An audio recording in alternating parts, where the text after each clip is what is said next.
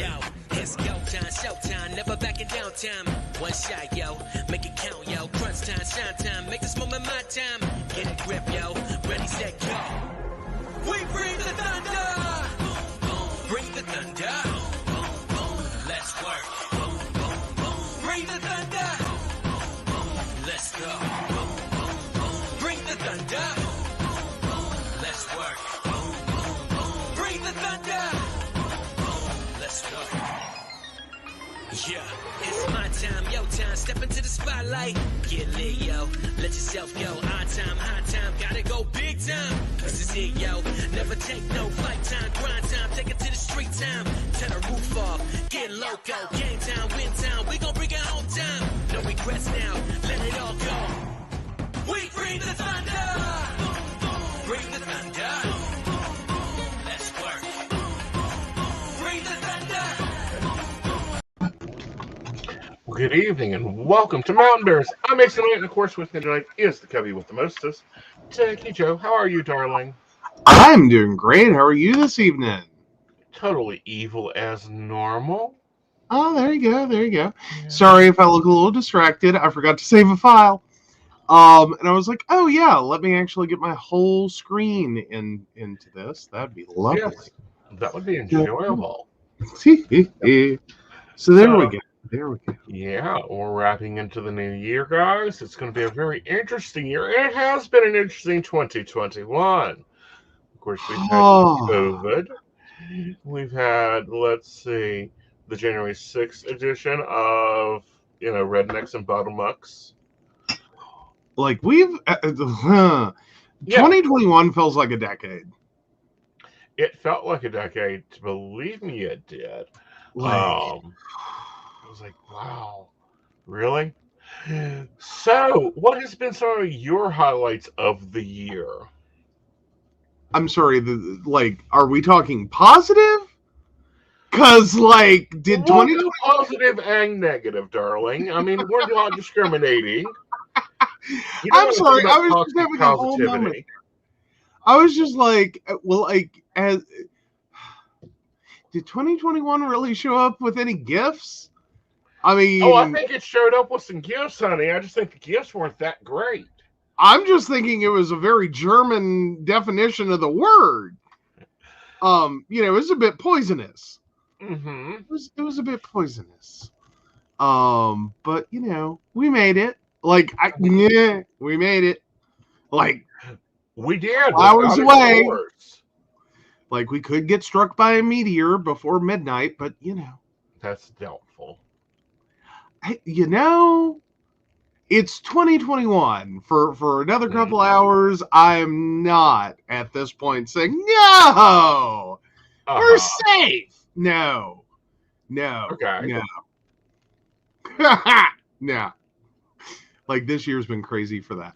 But no, so we've made it effectively. But we've effectively made it, so yay. Yeah. But no, I think probably the biggest one, though, in all seriousness, is that we do actually have on the horizon a HIV vaccine. Mm-hmm.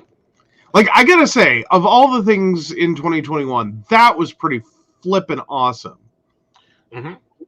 That was very awesome. That was very important. So how about you? Well, it's been a few weird weeks here. I think my top enjoyment this year has been getting to spend time at home and, building into the shows and stuff, different parts of me and different happiness of me. I think refinishing the kitchen was a very big highlight for me. News-wise, there's just been so much of it.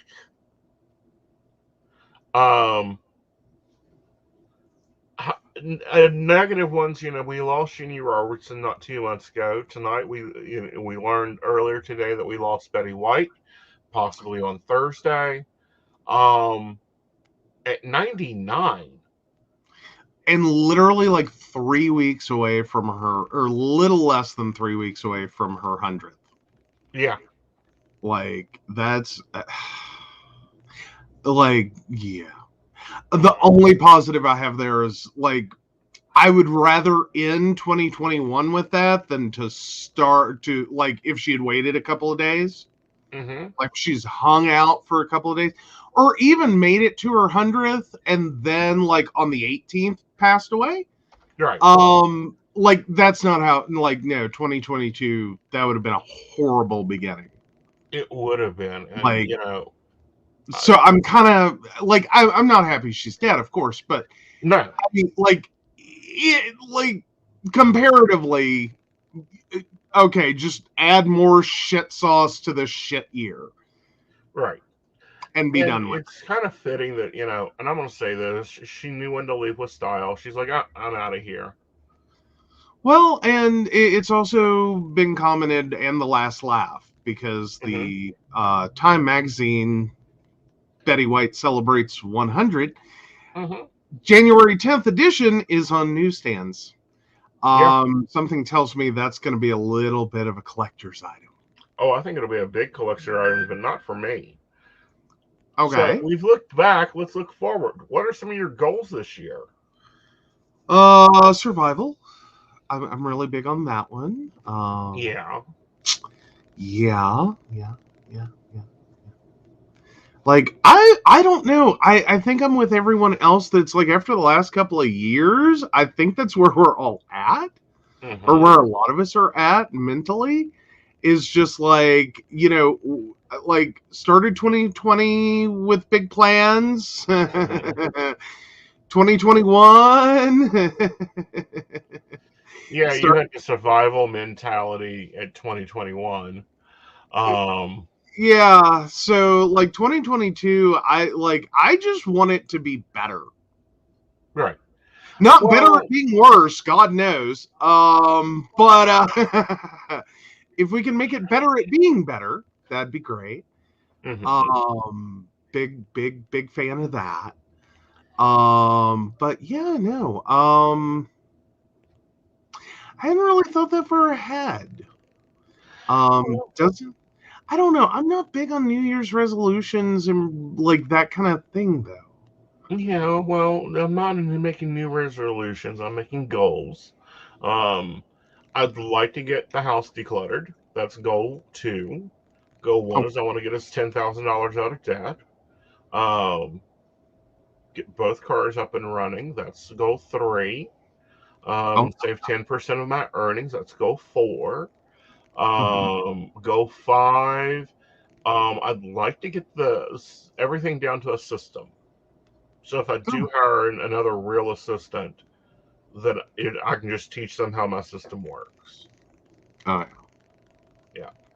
You know, and you celebrated some big milestones this year. You got your second psychic client, because, you know, technically I'm your first, but, you know, Dottie came to work with us, and we've had fun launching her and Lady Gwendolyn and Melissa and Bear Sage. So I'd like to see Mystic double its client roster. Yeah. We have to do some expanding for web services, but yeah, that would be amazing for 2022. Definitely want to bring on new clients and help them connect more people with the services they provide. Because they're like, all of the clients we brought in this year for Mystic are amazing. They are. Yeah. They've been really good clients this year, and that's been really fun. You know, I don't know. I think I need to get a little bit better on my marketing. I think we can always do that better, and I think that's an always changing thing. Like, you never get good at marketing. Yeah, like, that's you get at changing your marketing. I've been one for evergreen content and being able to do different evergreen content. Well, yeah, because you always have to exist, right? Like that's a thing with marketing, is you have to exist. Like, you know, IBM's been around. It's been pretty much the same logo for the entire time. Like, they don't change much. Like, a lot of companies have that. And so a lot of their stuff is evergreen. It is very much just this perpetual content. Mm-hmm. Like it just is. And that's more the existing. But then there's also the marketing portion that's like, no, you have to constantly find new ways. Right. Say, hey, look, we're here. Hey, this is what we offer. Hey, we can help you. Right. And you like take that to different people constantly. Like it just never ends. Well, it Um, never ends, but you know, some of the things that will be changing is, if you've been a follower of mine looking for your daily polls, you need to check stories because that's where it now lives is in stories. mhm. Hmm. Oh, absolutely. You have been so excited about that. I have Um, been. yes. Um, and it And takes a those little are hyper gorgeous. work, as we switch and change media and change ways we're doing media, it gets a little busy. Oh, yeah. Yeah. Well, yeah, and I think it has for everyone, especially over the last like couple of decades. Like social Right. media has really changed the way one so like okay, we even have to back up beyond that. Yeah. Like YouTube changed the way that like people connect with clients, Facebook changed the way people connect with clients. Like Gary Vaynerchuk is like 100% on that one. Hmm. But then we've also had like, the way that these services have changed, like Instagram and Twitter and Hmm. Facebook all added this kind of quick story, like 1 minute quick content, or Hmm. reels or shorts, like wherever you're at, it's got a different name. Right. But they've all added short content kind of in line with like TikTok. And Hmm. then TikTok itself has changed the way like it's filled a niche of what people want in content. Like Yeah. we created this idea somewhere between like 2004 and 2010 of what a YouTube channel was and like Hmm. what that would look like and what that would feel like and how that would act. And then I don't know. I think after a few years we just kind of went, well, we did that. Yeah. You know what I mean? Like we Yeah. did a lot of that. Hmm. It kind of took on that nightly news feel, Hmm. as in, you know what a news broadcast is. Everyone Right. knows what a news broadcast is. It starts like this, it runs like this, and then they do this, and then there's this, and then it's the end. Like, you know what I mean? Like like YouTube created all the components and found its niche, and everyone got happy with it. Uh-huh. And like, I don't know. I think we all just went, okay, I've watched enough of the nightly news now. Hmm. Like, I need different. Right. And sometimes you need a lot of different. You need a lot of different in general. Mhm, Um, and it's just building it and changing it to fit what you want. mhm, It's kind of like our shows. Our shows have changed over the years. I mean, we just celebrated a decade, 12 years on, 15, 12 years on the show. mhm. Um, and this show's going 13. into its, yeah, Yeah, huh? we finished 13 years. Yeah, So yeah, we're working towards that 14. yeah. And it started out just being on the phone, and now we're video chatting, and we got intros and outros, which we had at the beginning. Our original one was Journey, and YouTube didn't like us too well, so we changed Oh that. no. Oh no. Oh no, I like the new one. I do like the new one. I like the new way we do it. I like the new content. One of our new favorite segments that you're getting ready to do is Are You the Asshole? Oh right. We actually have to do content tonight. Like we're not just gonna show up Yes. and keep saying Happy New Year. Like I mean, because it's happened in a few places already. Like Australia's already hit, like way like that's been gosh, almost 12 hours ago. Yeah. Yeah. Like we're slowly making our way around the world with this New Year's. Hmm. So yeah, let me pull those up real quick because I actually had two. Hmm. And they are both like, oh my god. But alrighty, let's go ahead and take a sip. Act like I a know I asked whole. you to do the worst things.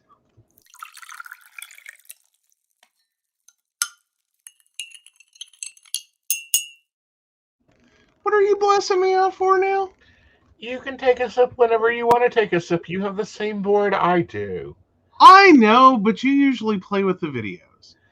Like, God only knows what I'll run. I'll probably put up red alert. So am I the asshole for telling my boss no to working weekends when my coworkers don't? I like this one. I got hired for the salaried job where they really hyped up the work-life balance and reasonable hours in the job interview. Like the way that they never expect people to stay late or work on weekends or holidays. That turned out to be bullshit.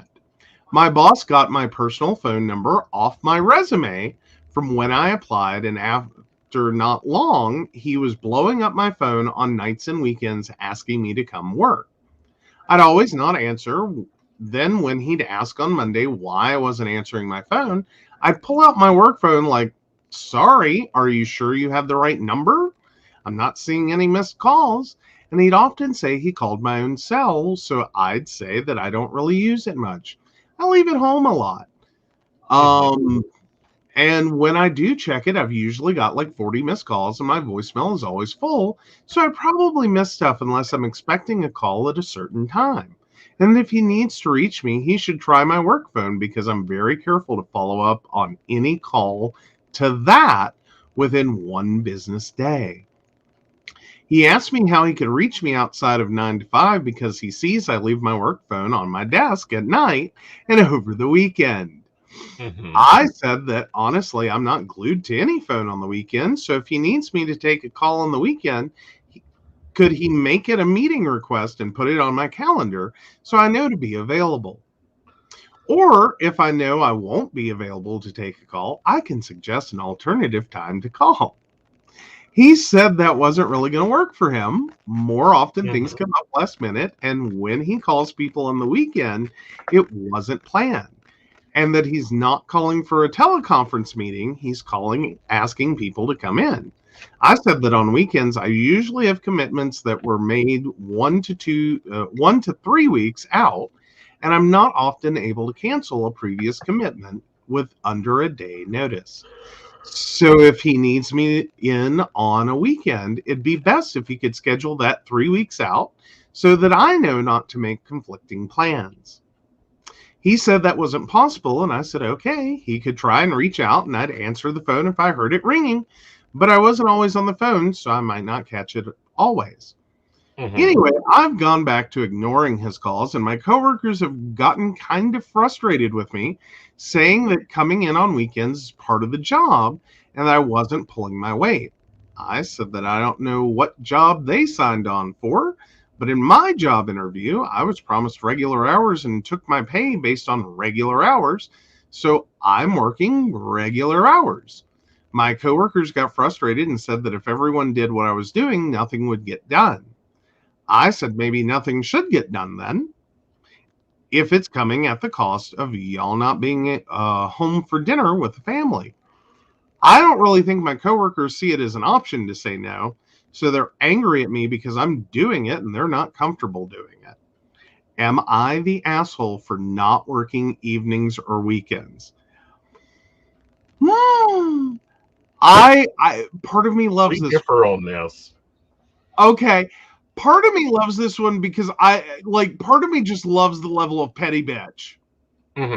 Like, tell me you're petty without telling me you're petty is so written all over this one. I don't know how their manager even made it through that conversation without like firing this employee. I would have. But part of me goes, turnabout a fair play. Because because there was a point in the middle, I was sitting there like, God, you sound horrible. But then and then two parts hit me is I got hired for this salaried job where they really hyped up the work-life balance and reasonable hours in the job interview. Like that they never expect people to stay late or work on weekends or holidays. And then I go back to the other part is that, exactly what they like. What this person says. I don't know what job they signed on for, but in my job interview, I was promised regular hours and took my pay based on regular hours. So I'm working regular hours. Because the reality in this one is this is come in and work for free at last minute notice.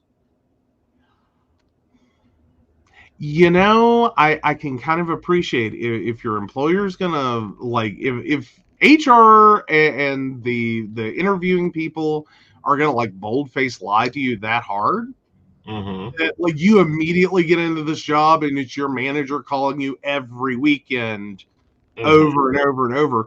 Moreover, I'm a little peeved on like that personal phone number bothers me. Like, supposed to have a work phone. I'm a little. It doesn't carry their work phone. When a Doesn't company carry the buys work. you a I know. phone, you're supposed to carry it with you. First of all, so that would be termination number one. Secondly, if you're on salary, that means you work as many hours as you need to. That's what salary is, to get your job done, not just 9 to 5, Monday through Friday. It's not a shift work job. I know, but if you're taking a job based on, sorry, I just realized I'd never switched over. But if you're taking a job based on, you know, a set expectation of when you're going to work and how you're going to work, and you know the hours they've told you you're going to have. Mm-hmm. I mean, literally, and I've ended up there. Is that, you know, I understand. I think the past that this employee's had is probably right where I've come from before, which is you get, you know, pay that's a decent salary for 40 hours. And then you get told to work way more than that. You're the one that negotiated salary work. Well, yeah, but you did that with the expectation of what it would be. Again, it's not shift work. It's salary. It's not hourly, it's salary.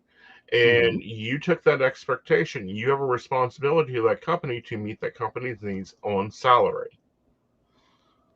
Well, but what I get into here is this sounds more like this company doesn't have a clue what the fuck it's doing.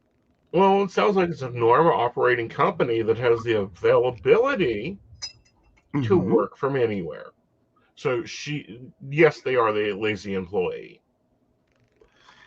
I don't know. She won't move up in that company, and she might No. find a different job. Oh yeah. No, I totally agree on that. Like, but part of me has to like appreciate it. Like, maybe if they'd been more forthcoming with the realities of the job. Like, I mean, like point blank, you tell someone you never expect people to stay late or work on weekends or holidays. Yeah, that doesn't happen. Every job requires that. Then why lie about it? Because it's standard expectations. Okay? Like, no, this is not our normal. Guess what? The past 2 years haven't been the normal. Companies have to rededicate their assets, rededicate their work, figure out how to work around the regulations, figure out how to run their company. This employee is taking advantage of everything. They have a work phone that is provided for work. If they only needed it as a desk phone, it would be a desk phone. No, it's a cell phone. So they need to be carrying it with them. Well, there's a few jobs that actually would hand you a phone for use on site. Right. But like, I get the expectations. Don't get me wrong. I get what this company expected. I get how this company thought they were going to work this salary deal. I'm just saying, I don't think she's necessarily an asshole for throwing it back in their face. Oh, I think she's not an asshole. I just think she's lazy. She needs to go find a shift job that works 8 hours a day with no responsibilities. McDonald's is hiring. Okay. I don't know. I have an appreciation for this one. Like, Mhm. I do. I have an appreciation for the situation. But Right, but we both have different views on work in general. okay. Like, there's the Monday through Friday crowd, 9 to 5, not in on weekends, don't answer the phone in the evenings, and then there's the crowd that's like, no, we do what we got to do to get the company moving and keep it moving. And I feel like that's the type of job she took, but thought she could be a shift worker. She would not last in my company. I would fire her. Okay. Well, again, I still think there should be accountability for an employer.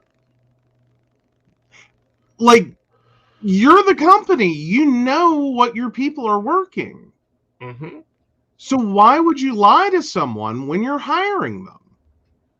The same reason that you give them bonuses for doing the job they're being paid to do. I thought you got bonuses for going above and beyond. Yeah, Or she doesn't more get that importantly, either. no, I get she's not a bonus qualifying employee. Like, Yeah. she's not going above Again, and she would beyond. not last on my team anywhere. Okay. But I think it draws a critical like highlighter through the idea that, or yeah, I guess so, of the cynicism with which one's supposed to be expected to approach the job market. Mm-hmm. That employers are going to bald-faced lie to you about the job. They're not working every night and every weekend. She doesn't answer her phone. She has a work phone that she leaves on her desk. She apparently works in a company that at times needs nights and weekends. This isn't stocking Walmarts. This is handling probably something technical. Okay. Again, like, I went into my field, and even, as much as I didn't like the job, for different reasons, but there was a reasonable expectation that, yeah, you're gonna work outside of 40 hours a week, Right. Monday through Friday, 8 to 5. Like, I was never unclear on that. My employer made no such promises. Right.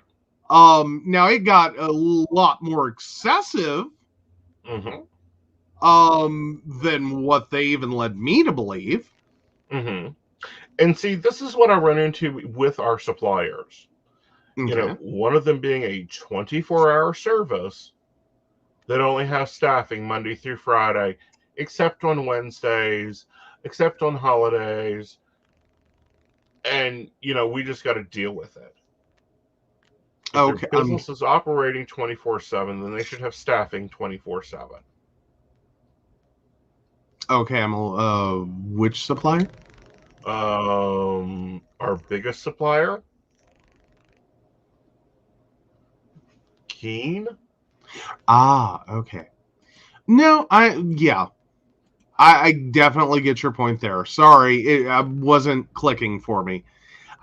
You said supplier, I thought physical product. Yeah. My brain. I don't know why that occurred the way it did. But okay. No, and I can understand that one. That would be a better expectation. Right. And it would Or the actually cut bank. the needs. Yeah. Well, yeah. Their web servicers need to be on top of it. Yeah. It would be nice if their web services didn't like maintenance every weekend. That'd be lovely. That'd It be would great. be lovely if, like, I don't know, they done their jobs and their updates at non-conveniable times. It would be lovely, and this is the way I see it. It's the same as one of our clients' website goes down, and it's 5 o'clock Thursday. No, Yeah. get your ass in the office. Well, and I see that as a legit emergency. Mm-hmm. Like, I do. That's an emergency. There's a need. Mm-hmm. I don't know that every company is treating it that way. Like like this doesn't sound like these are emergencies necessarily. Mm-hmm. Like it Either that, or like you're saying, this employee's being completely unreasonable. Right. Like, you know, I think we all understand you can't plan an emergency. Right. I do think there are employers that fail to plan, and they treat it as an emergency. I've long been a supporter of the failure to plan does not necessitate an emergency on my part. As in, if you plan to do something over the weekend 3 months in advance, then I can arrange that. If you show up at 5 o'clock on Friday and you decided to, you know, do a mass website change, or that you would like them done, I don't feel that's an emergency. Like, I don't. Like, if it is literally something that is a choice that is being made. Right. Like, that's where I kind of draw a distinction. Like, I've never had a client that acted like that. As in currently.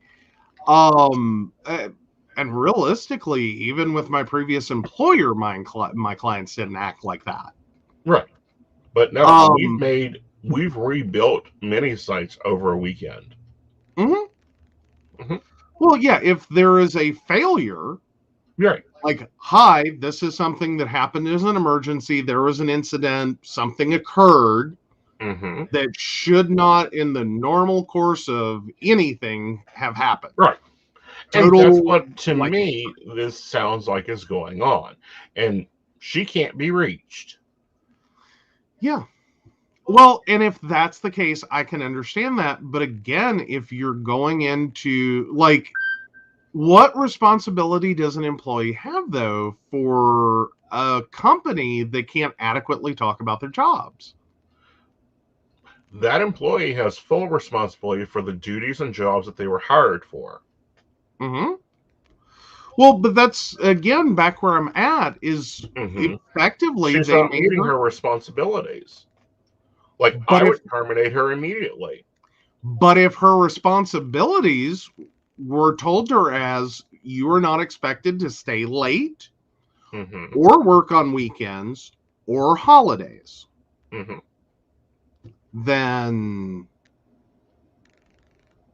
again, if I'm paying for her cell phone and it rings and it sends me to voicemail and I don't get a return call within an hour, her pink slip is sitting on her desk Monday morning. Well, again, I can understand if that had been implied to her or explicitly said. And now it's even affecting the team. I mean, it's not only that she is being lazy, but her team is seeing that she's lazy. I don't know that this is where I'm still arguing. I don't know that it's lazy per se. It's just, if you tell me that my job is a salary 9 to 5, and if you tell me because again, if the employer has set the expectation, you don't work late, you don't work weekends, you don't work holidays. How is that lazy? Because apparently she's needed some holidays and some weekends. Otherwise, the business would have gave her a desk phone. Okay. I don't know that I don't know. I have an appreciation for it. I still think that an employer has a responsibility for communicating a reasonable expectation of what the job is. And her manager has done that. Now, the manager has done it day 2, weekend 1, whenever. Has done that. He even went as far as calling the personal cell phone. Sorry, Warren calls my personal cell phone not ringing me or setting up a meeting. Yeah, there's an issue. We're going to have a conversation. We're going to see what's up. Hi, Devin. Right. I'm just saying that if you take the job with one expectation, then don't get me wrong. I'm not saying this employer has no reason to fire her. Oh, yeah. I totally get that. If she gets fired for it, she gets fired for it. I just also think that employer should also need, like, not that you can ever force an employer to do it, but I would think you would, as an employer, like, take a step back and go, how did this happen? Right. Maybe we didn't adequately communicate what we needed. Right. And we hired the literal wrong person. Right. For this job. Yep. Like, I can't, Right. That part I can't argue. Like, yeah, if you want to fire her, fire. Or him. I don't know. I'm assuming her.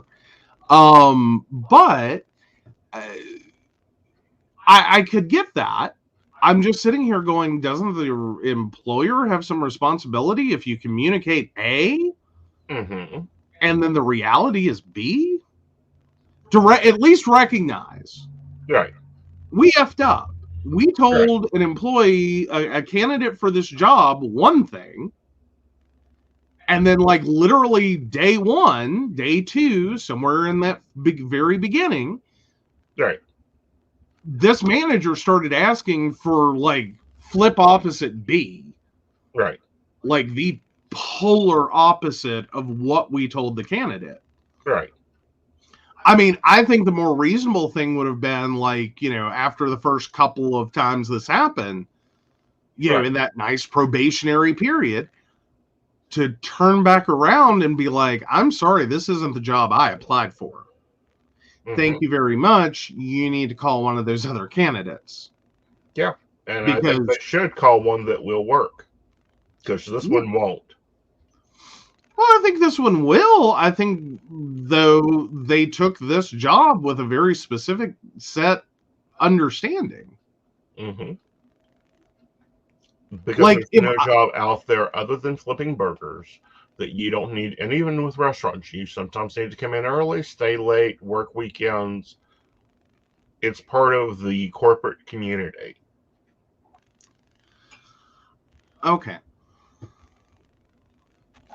If you want higher positions, you have to do higher pay. Okay. I guess the bigger question I should ask then, are you of the opinion that regardless of whatever an employer says, you should have the expectation that you're going to work not 40 hours a week, which is what it sounded like she had communicated to her, but that you're going to work more like 60, 80, 100 hours a week? Yeah. For any employer. Yeah. Just, if you're offered salary, expect it to be exploitative. Right, because you're offered salary. If you wanted hourly, you should have asked for hourly. Okay. I've yet to see a salary position to be 40 hours a week, Monday through Friday, 9 to 5, walk out the door, that has any room for growth. Well, it may very well be a dead-end job. Like, a lot of companies love creating those. Like, you have no growth, you have no opportunity. That's kind of been the thing. Right. Is creating those warm butt, cold chair, pull the lever, push the button position. Right. And they're being replaced by robots that don't care about overtime. Then, I mean, is that a moment of just be like, I almost felt like what you're saying is just be grateful you have a job and do whatever they ask. Yeah, especially when you're getting paid salary. I mean, that's what most of the forum talks about. I mean, most of the responses was, yeah, get used to it. Welcome to salary work. Okay. All righty.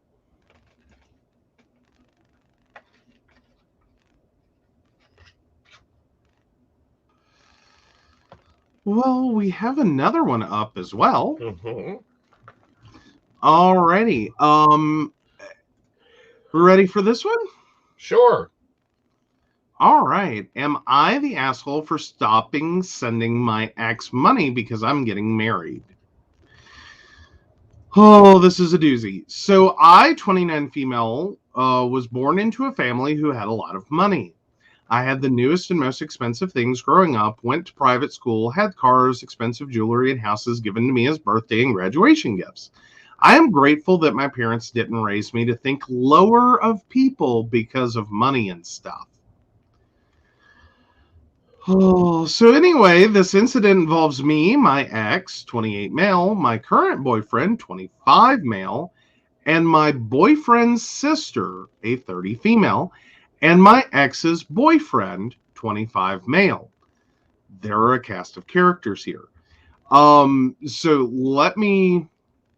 So I'm going to stop here to fix this because it took me forever to understand this while reading it.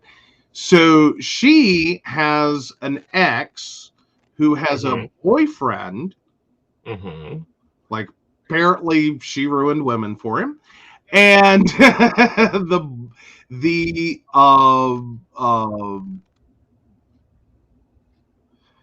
oh, the current boyfriend's sister. That's your cast of characters, her and these people. Me and my ex were together for a few years, and I ended up getting pregnant. I had the baby, but didn't really want it, and I broke up with him and let him have her full time. I sent over money to take care of them, but I didn't want to be involved. I've been dating my now boyfriend for almost 4 years, and I am pregnant. This time I'm ready for a child. We have been looking at rings and been discussing him proposing, etc. I am close to my due date now, and I have decided, since I want my dream wedding, plus I want to get nice things for my child and for myself as a reward for going through these 9 months, that I would stop sending money to my ex for a while. I didn't want to want something for my wedding or child or me and not be able to get it. I stopped the payment and was talking about it to my boyfriend. He said that it was my money, so I get to decide what I'd do with it, but said that I have so much he couldn't possibly see how I could spend so much I run out. Well, his sister was over and told me that it was not okay at all. She told my boyfriend that it was a huge red flag that I would stop supporting my child that I already have so I could have my dream wedding. I told her not to talk about my relationship. Well, she knows my ex through me, but turns out she actually knows his boyfriend personally. She is also gay, so I think that's how they knew each other. I don't know really. And she decided to text him, the ex's boyfriend, and warn him that I'm not going to be sending any more money without even asking me. I called her rude and selfish and told her to get out of my house.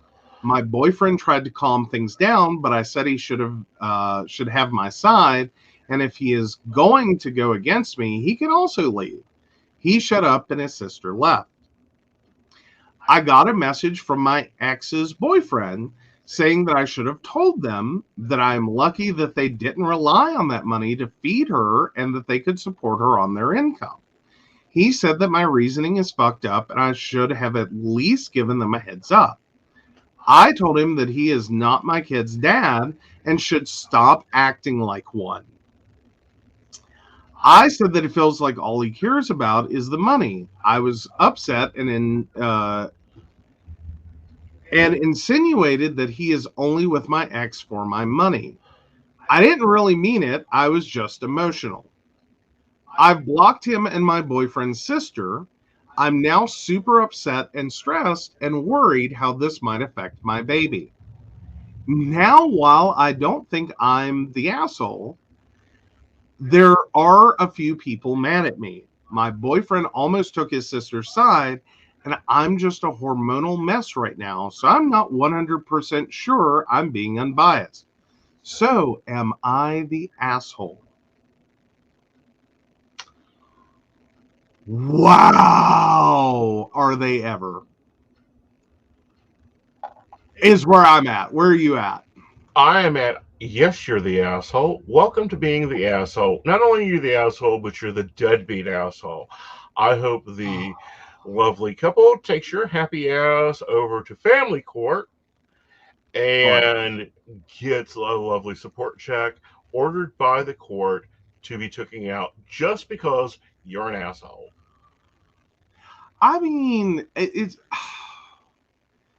like the layers in this one. Mm-hmm. Like, I'm sorry, but I'm with a lot of the commenters that were like, right about when she said, I am grateful that my parents didn't raise me to think lower of people because of money and stuff. Mm-hmm. It's kind of like hearing someone say, I'm not racist, but. Mm-hmm. Like, I'm not elitist, but. Right. Is like really how that should have read right there. Right. I mean,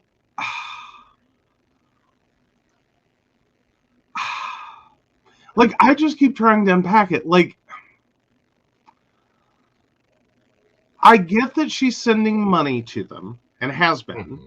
It doesn't, like, I don't think this was ever formalized. I think it was just like, the ex didn't care. Mm-hmm. Like, I think the ex's boyfriend is legit straight up that, like, no, we don't need the money. Mm-hmm. But it's one of those things that, I don't know that anyone can actually, like, no, you don't need the money sometimes. Mm-hmm. But kids are expensive. Yeah. And it may have been money like they're setting aside for other things. Mm-hmm. Like college, car, massive dental, whatever. Like rainy day fund. Like, and we got into one of those in another Am I the Asshole a while back. Mm-hmm. Where it's like, you don't need the money, but is anyone like, do you not take it? Like, right. No, you take it, you put it in an account, and if the worst happens, you've got a cushion that helps the child. Right. Continue to put food on the table, let things restabilize, life moves on. Right. Like, I think that's where this couple was, the ex and his boyfriend.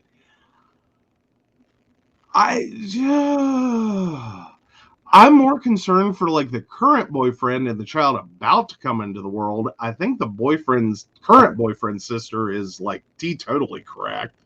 Exactly. Like, red flags, like, it's a ticker tape parade of red flags. Right. Like,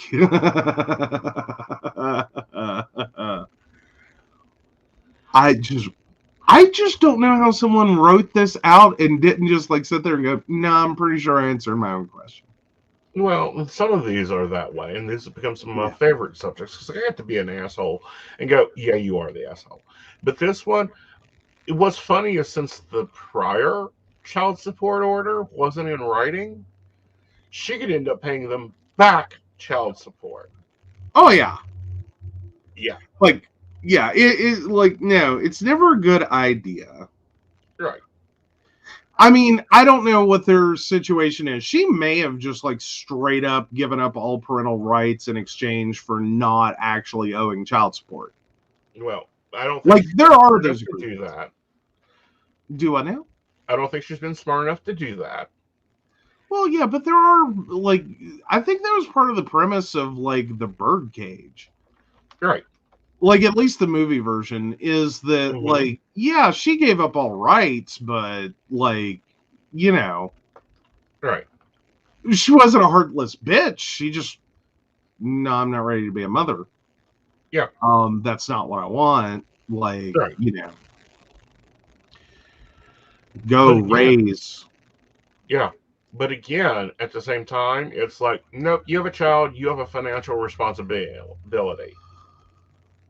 Well, in general, yeah. Like, if it's not formalized like that, then, yeah, she had a legit financial responsibility that just never got formalized. And, yeah, the money you already paid them is cute.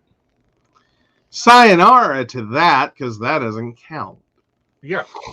But this is an important lesson for any side of this parental debate. Mm-hmm. Always, always, always get child support in writing. Always pay with a check or a money order so you have tracking of it. Transferring it to one bank account to another doesn't go any damn where. And if you're the receiving one, always, always, always let the state manage it. Let them go after the child support. Let them transfer it to your account. Let them continue to go after it because then it can be prosecuted. Now, Devin had some comments. Devin's comments was my thoughts exactly, guys. And I raised 2 girls on my own. Child support barely covered anything. Exactly. And that's probably because child support is one of those things that isn't really what it actually what it's supposed to do is take a look at the earner and their income. And I have a very staunch policy on child support. Child support should always be paid no matter what. You made the decision to connect energies. You made the decision to create a child. You have responsibility to that child. Yeah, well, and a large part of why child support doesn't end up covering much is because it does end up having to, like, it has to rebalance, though. Mm-hmm. Like, and granted, there's enough people paying child support that bitch about child support and how it fucks their life, but there's a reason to a degree that it isn't as much as it in some situations would be if the parent were living in the same household. Mm-hmm. Like if you were still married, if you are still, contributing equally, or just as a single earner to a household, is because functionally the law at least recognizes, no, there's 2 separate households. The other reason, and I found this out, things you learn working in certain fields. Fuck if every dude, and every dudette, and everyone of any gender, that has a child support order, fucking loves commission-based jobs. Right. Because unfortunate fact, commission is not predictable. Right. So the courts say we can't do anything with that. We have no clue. Are you going to get $100 of commission? Are you going to get 10? Are you going to get $1 million? We don't know. So we have to work with your base. Right. What's your base? So if your base is this, and we can legally take 40% of it, we'll do that. Right. But we can't do any more than that because otherwise we'd basically be here every flippin' payday to discuss a modification because it would have to continuously up and down. So yeah, there's a lot of people who will specifically go out, sell cars, sell cell phones, sell whatever, any kind of commission-based employment, just because it leaves them in a position in which their child support has little to very little impact on what their take-home is. Like you can end up having basically it's a lot like, tax rates versus effective tax rates. So that it's like 35%, but the effective when you actually go through all the deductions is like closer to like 10% of what they actually make. Right. And, Mary says the mother sounds like a narcissist. I agree. The child support should have always been paid, and the son or daughter is a lifetime commitment. Exactly. Yeah. All right. Another story you brought to us was TikToker user discussing how... Oh, yeah. Oh, sorry I hadn't brought that one up yet, but it's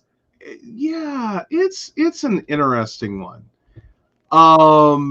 And it's more so because it has generated a lot of controversy. Mm-hmm. And fundamentally, the title of this one is "Being Like This Isn't Healthy."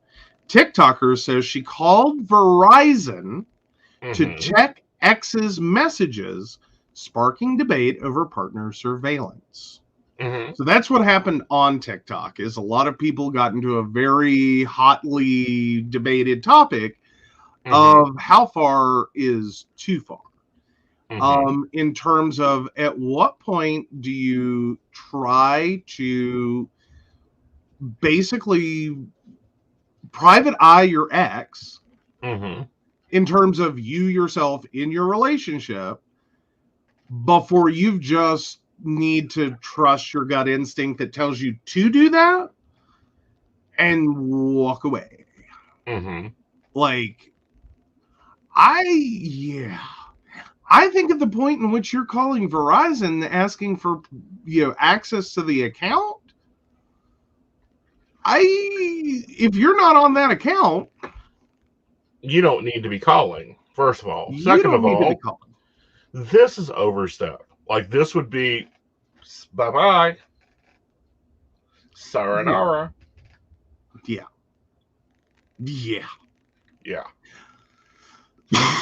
Like, no, I think. Yeah, this is not healthy for her. This is not healthy for anyone that does this. This isn't healthy for the other partner that does this. Yeah. And I think that, there has to be strong boundaries of privacy in a relationship. I just do. You don't need to be seeing my text messages. I don't care if you do, but you don't need to be hunting through my phone. I don't hunt through your phone. Honey, like, that's the thing. Like, the most I will do, like, for you or even my exes in terms of, like, their phone is I will plug it up. Yeah. Now, sometimes we have to hunt and see where you plugged it up at because you don't use our charger. You use whatever's available, which is fine. It depends upon where you leave it. Like, I'm not, like, your phone, typically you plug it up next to the bed. Right. And it's like, no, I ain't walking it in there. Like, or more importantly, I'll choose the fast charger on my desk. Right. It doesn't mean I'm sitting here going through your phone and charging it. Like, here's a convenient excuse. Like, I don't care. And I guess I'm with a lot of like one side of this TikTok. Like, this isn't healthy. Because and the way I've always explained it is people are going to do what people are going to do. There is nothing about spying on them that's going to change it. Like, I don't have the ability to like, I don't think spying has any ability to do that. Like, going through someone's phone, having a loud, angry argument over what you find on the phone. I've never seen that fix a single fucking relationship, literally ever. Exactly. It's like going into somebody's iCloud, because iCloud will save messages. Oh, yeah. No. Don't call me with that bullshit. I will tell you, you went looking for problems and you found them and you're reading into them because you are. Oh, yeah. Well, and I can say I had an ex that I was quite horrified, who literally went through everything. As in, I did not know this side of them. I had not met this side of them. Like, we had not discussed this. I just, I was little bunny foo-foo hopping through the forest. And oh, the hell, havoc, chaos, fire, brimstone, and destruction I walked into that night. Because I got hit with messages that I had legit sent. Like, they're all pulled up on my computer. And I'm just like having this moment of like, and I'm getting yelled at about them, of how dare you, blah, blah, blah, blah, blah, blah. And I'm sitting there looking at the dates going, Do you want to explain to me exactly what you're angry about? Because those messages occurred before we were together. Mm-hmm. Like, I'm not talking days or hours or minutes or weeks. Mm-hmm. I'm talking about, like, years. Mm-hmm. Well before. Uh-huh. It wasn't like we were in a phase of the dating process. Like, I'm Mm-hmm. talking before I know of your existence. Mm-hmm.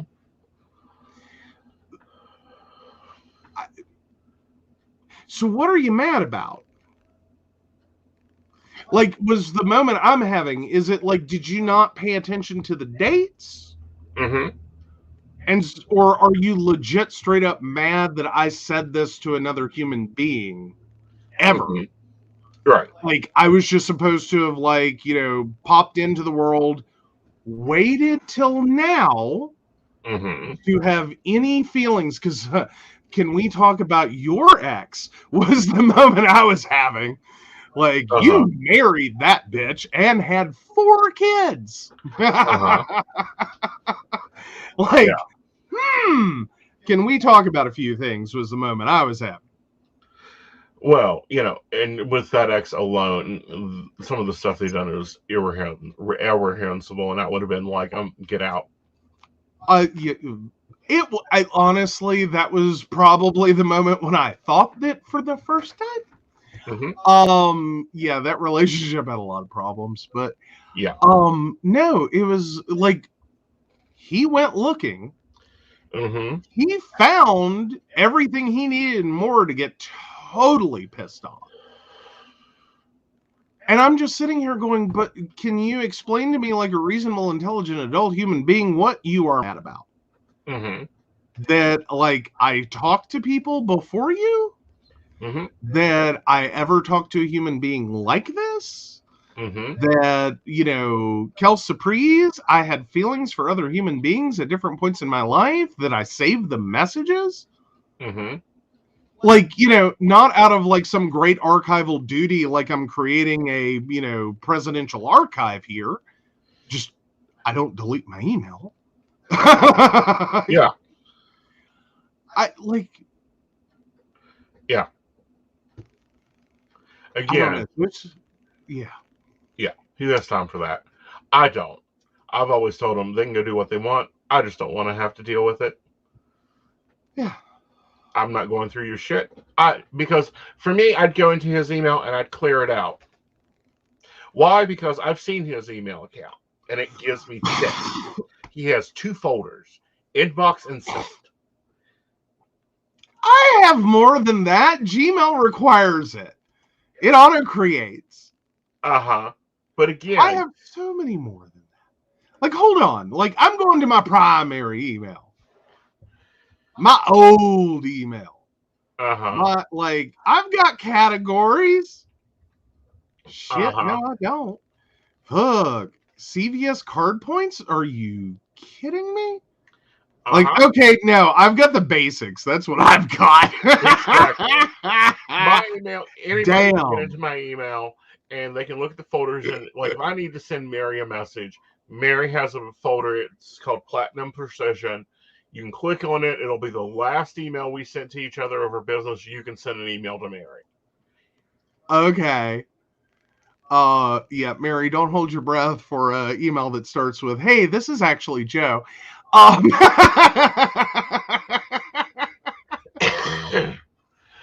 Like, I'm afraid to open his email because, like, every time I've had to do it, like, the house browns out trying to load all the folders. That's where his email's at. It's scary. It's organized. It's a file cabinet. Yeah. Okay. So yeah, like to give y'all perspective, and this did involve some cleanup quite a long ways back. I have 16,909 unread emails. Mm-hmm. That's where I'm at.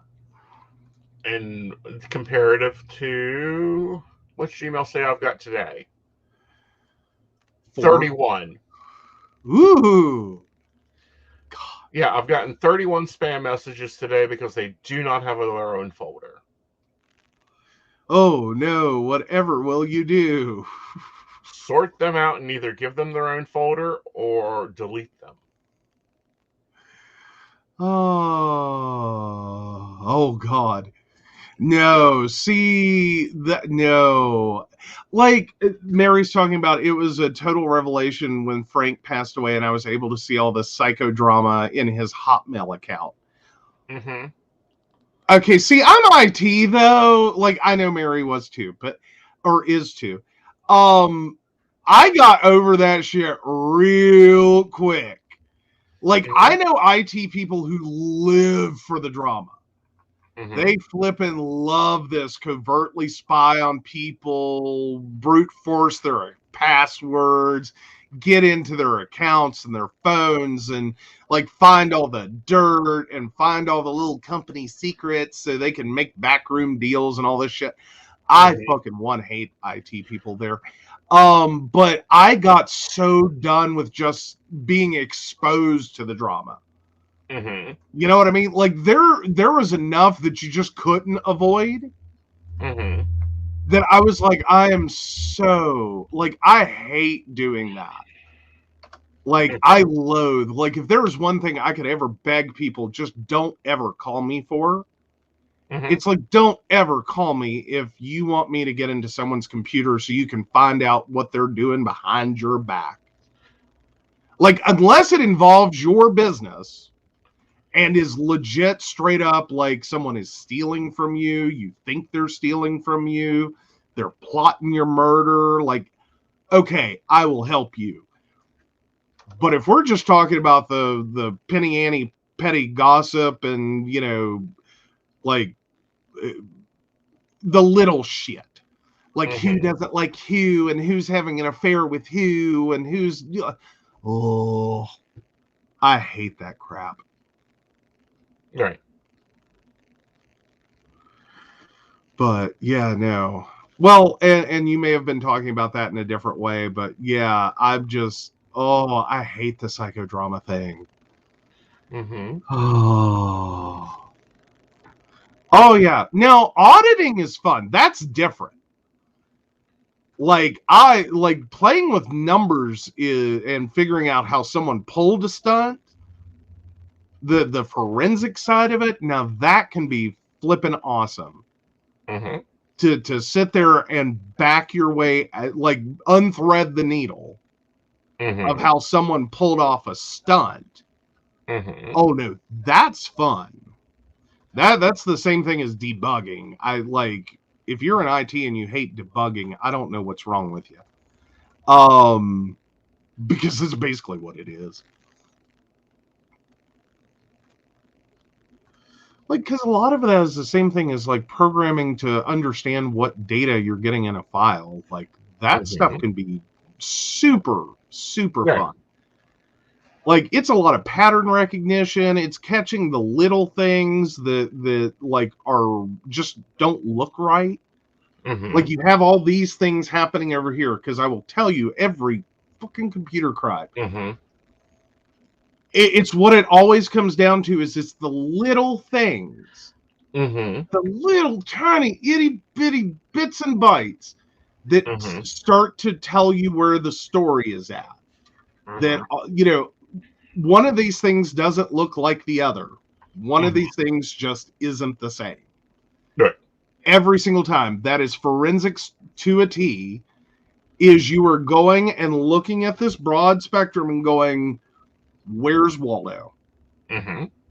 Where's fucking Waldo? I know he's here. Right.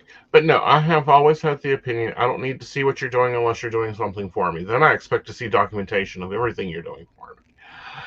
But no, going through emails, going through social media accounts, checking their text messages, just stop. Just stop. It is unhealthy. It is unhealthy for you. That is not love. That is obsession. And you have to fix that with you. They don't have to earn your trust. you have to fix your own self because you have an issue, and you will have a round of boyfriends that repeatedly go through this and repeatedly do this.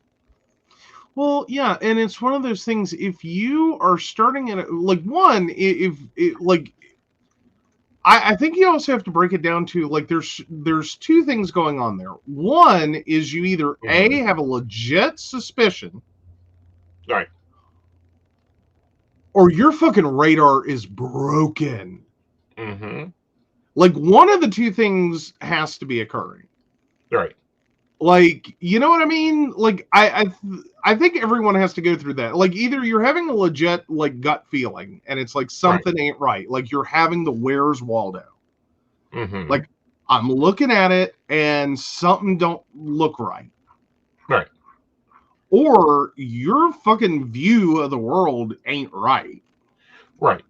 And you're seeing Waldo flipping everywhere. Right. And it's and like thinking that every person is cheating on you.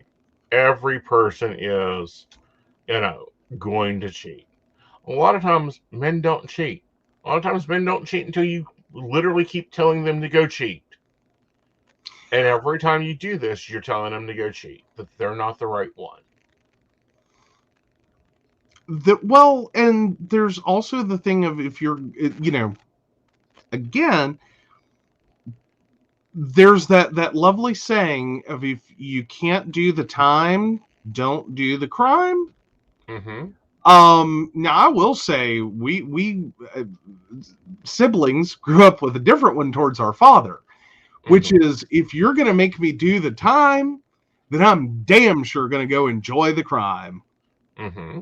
Because if I'm going to pay for the mistake I'm not making, mm-hmm. I'll go make it just to make it worth it. Right. So it's like, and I think a lot of human beings end up there. Like if you're going to sit here and get accused of it and treated like you're doing it anyway. Right. Why would you not? Like if you're in prison for a murder you didn't commit, at what point do you go, well, I might as well get one free? Mm-hmm. Like I'm already doing the time for it. Like I'm stuck in prison forever. Like it's not like they can add a second life sentence. I mean, technically they can, but you know what I mean? Or like if the person you killed suddenly appears in front of you and they're not dead, like I think I would kill them at that point. Right. Like I'm just talking for me. Like if I've done 20 years in prison and the person I supposedly killed pops up in front of me like, hi, I'm not dead.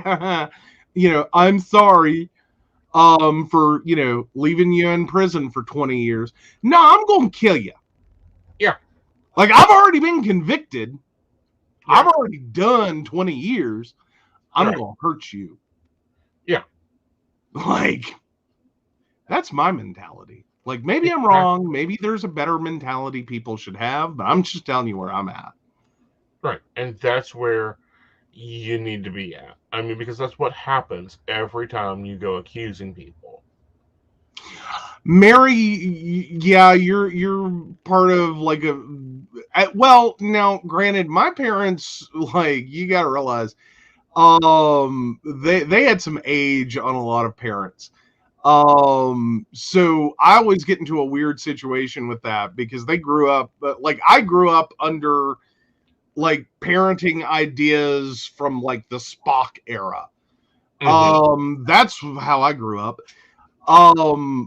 But Dad especially was notorious for his own guilt projected onto other people. Like he knew the shit he pulled. And it was this weird like feedback loop. Like he would accuse you of shit that he did when he was your age. And a lot of times we're just like, wait, what? You think I'm doing what? Like, are you fucking kidding me? Like, no, Dad. Like, I understand the choices you made. Like I did later as an adult. I finally caught on. Like I had it explained to me. Because I didn't know for the longest time that's what he was doing, but he would accuse me of stuff, and it's like, how did you get there from here? Because I would love to know how you begin to think I'm doing that. Yeah. Like, weird. Aww. Oh, yeah, Dr. Spock. Like, yeah, no, Mary's like, sounds like my mother. Yeah. No, I didn't get trusted as far as I could be thrown. Dad had a firm belief that at any point, like I thought at first I was just paying for the penalty or the penalties for the mistakes of my elder siblings. Like I really thought it was like, last child syndrome.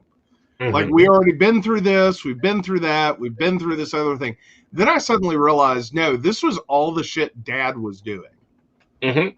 Like if you look back, like when I finally understood things like when he started drinking, when he started, like, oh,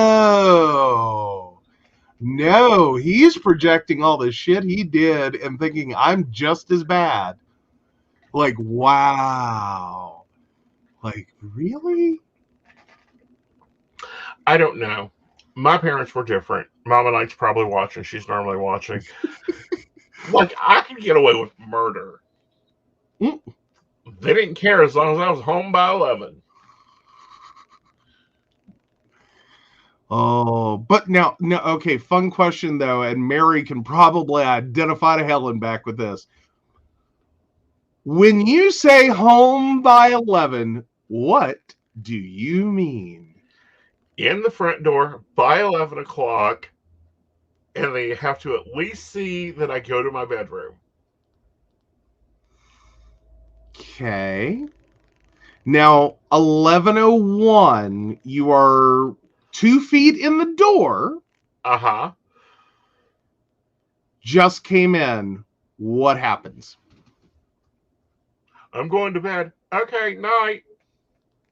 Yeah, see, not, and oh my God, Dad dated after Mom.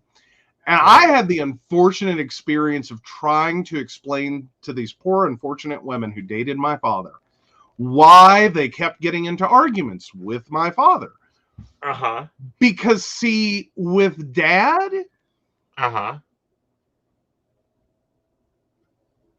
this was a game of semantics.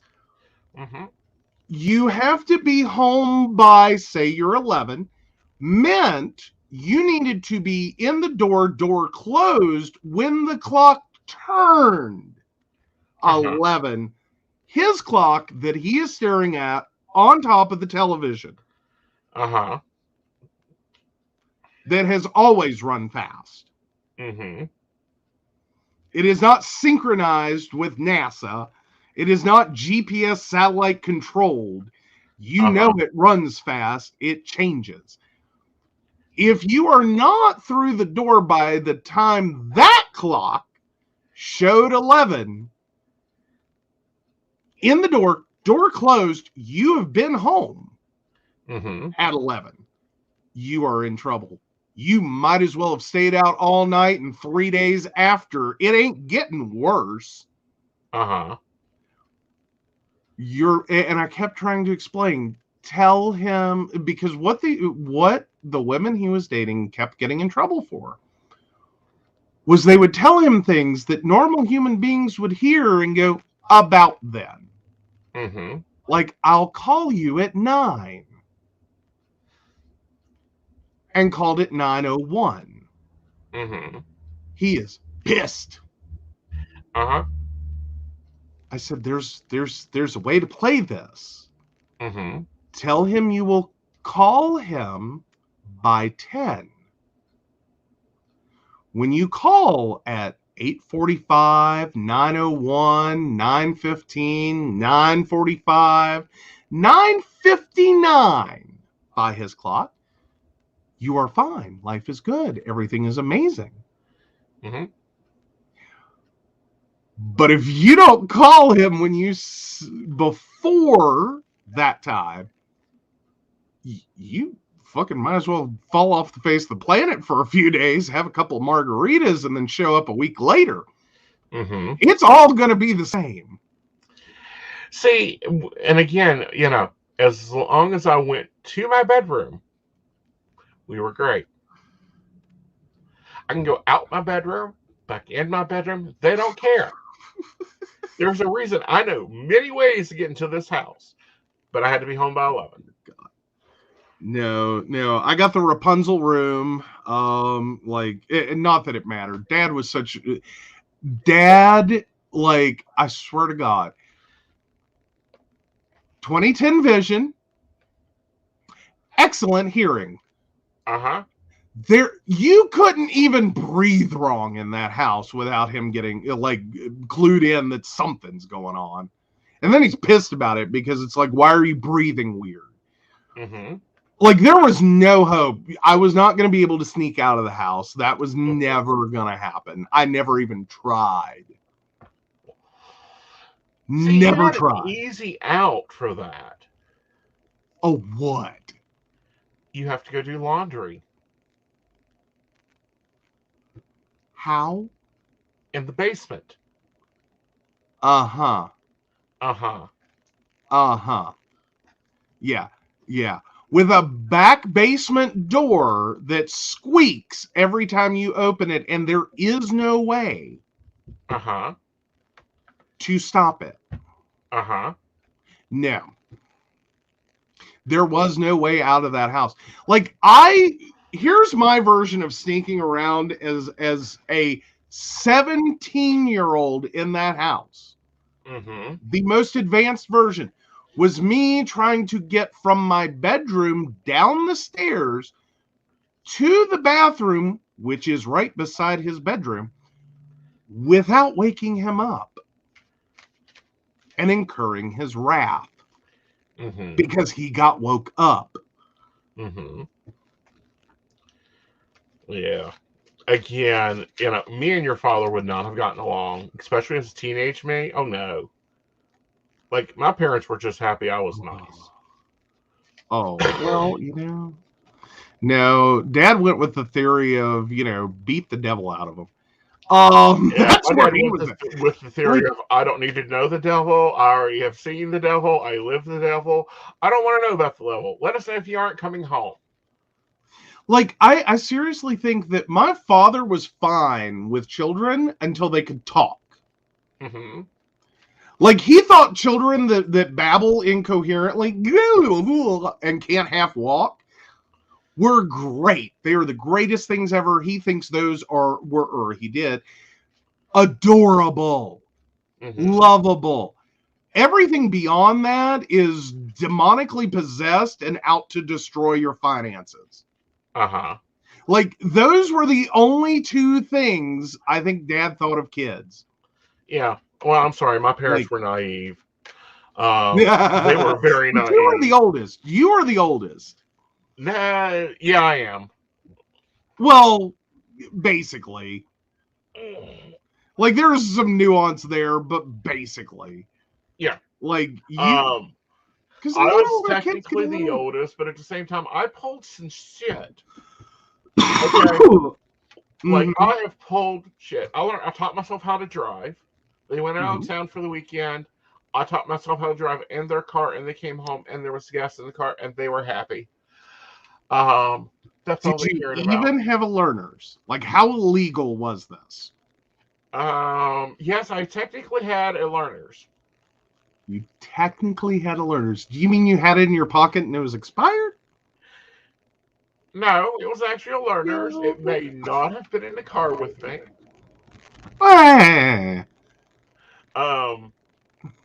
and that's how I decided I liked baby, was I took it for the same route that I took the rabbit for. Mm-hmm. There you go. But now, I'm not saying I didn't pull stunts. The one that pissed Dad off the most that I told him as an adult, Dad had no concept of money. Mm-hmm. I think it's Up Shit's Creek is what could a banana cost? $10 kind of moment. That's where my dad was. like he had weird ideas of like what things cost that were like extreme one way or the other. He thought I needed $40 a month, $10 a week did he give me to put gas in the car. Okay. It was a Ford Festiva that got 46 miles to the gallon. And I wasn't allowed to drive on the interstate or leave a tri-county area. Okay. Like I was allowed to drive in Mercer County, Summers County, and there was technically Tazewell County. Like that was it. That was it. If I was not supposed to go out of that area, so there's barely 40 miles to be covered between the two extremes at any given point. And I have a car that gets 40 some miles to the gallon. I put in $10 a month in gas and pocketed 30. He did not know this for years. He was so mad. Construction. Yeah, he was construction superintendent by the end of his career. He started his career Department of Highways. Well, there's a few things in between, but yeah. But no, okay. Let me explain some of the stunts I pulled. So I'm 17 years old. I have a driver's license. I have mother's car when she isn't using it. I told my father, who is now dead and sitting over here, that I was going to go camping for the weekend. Me and my uncle took off and drove to Maryland. For? To pick up Rita Joe. Okay. Alrighty. So when did you tell him that one? Oh, I never told him. Now. Ooh. Oh, see, yeah. Oh, no. I think if I'd crossed multiple state lines, technically. Yes. Because now, technically, I don't know. Oh, yeah. Exact. Yeah. Just a few. State lines, yeah. No. Like, I was allowed to cross the West Virginia state line. But that was literally because I grew up in Princeton and Bluefield is like 12 miles away. Yeah. Like, that's it. Like, I was allowed, like, 460, basically. But, like, yeah, no. If I had gone to Maryland, I might as well have just, run away at that point. Just don't bother coming back. Like, I would be part of your favorite television series, They never found out. They never cared. Other stunts I've pulled, we're on the right show to tell the story. Well, So, I was over 18 by then. I was 19, 20. Okay. Got divorced. Of course, that horrified my father. Moved home, met a dude, fell in love, and convinced him that the dude had a waterbed and it fell through the apartment and ruined it, and that he needed a place to stay. Moved him in. We lived here for like 6 months before Dad ever figured it out. And if you'd kept the volume down on your stereo, he would have never figured it out. And I would have we would have a bedroom door that properly latches. True.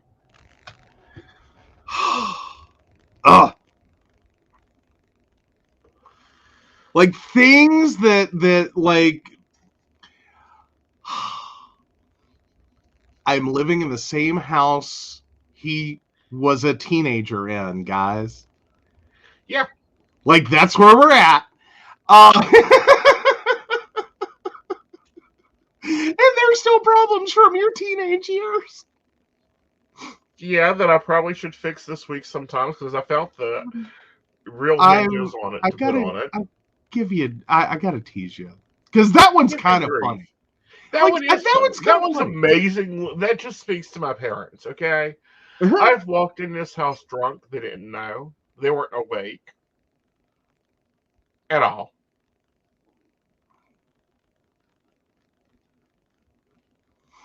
Yeah, no.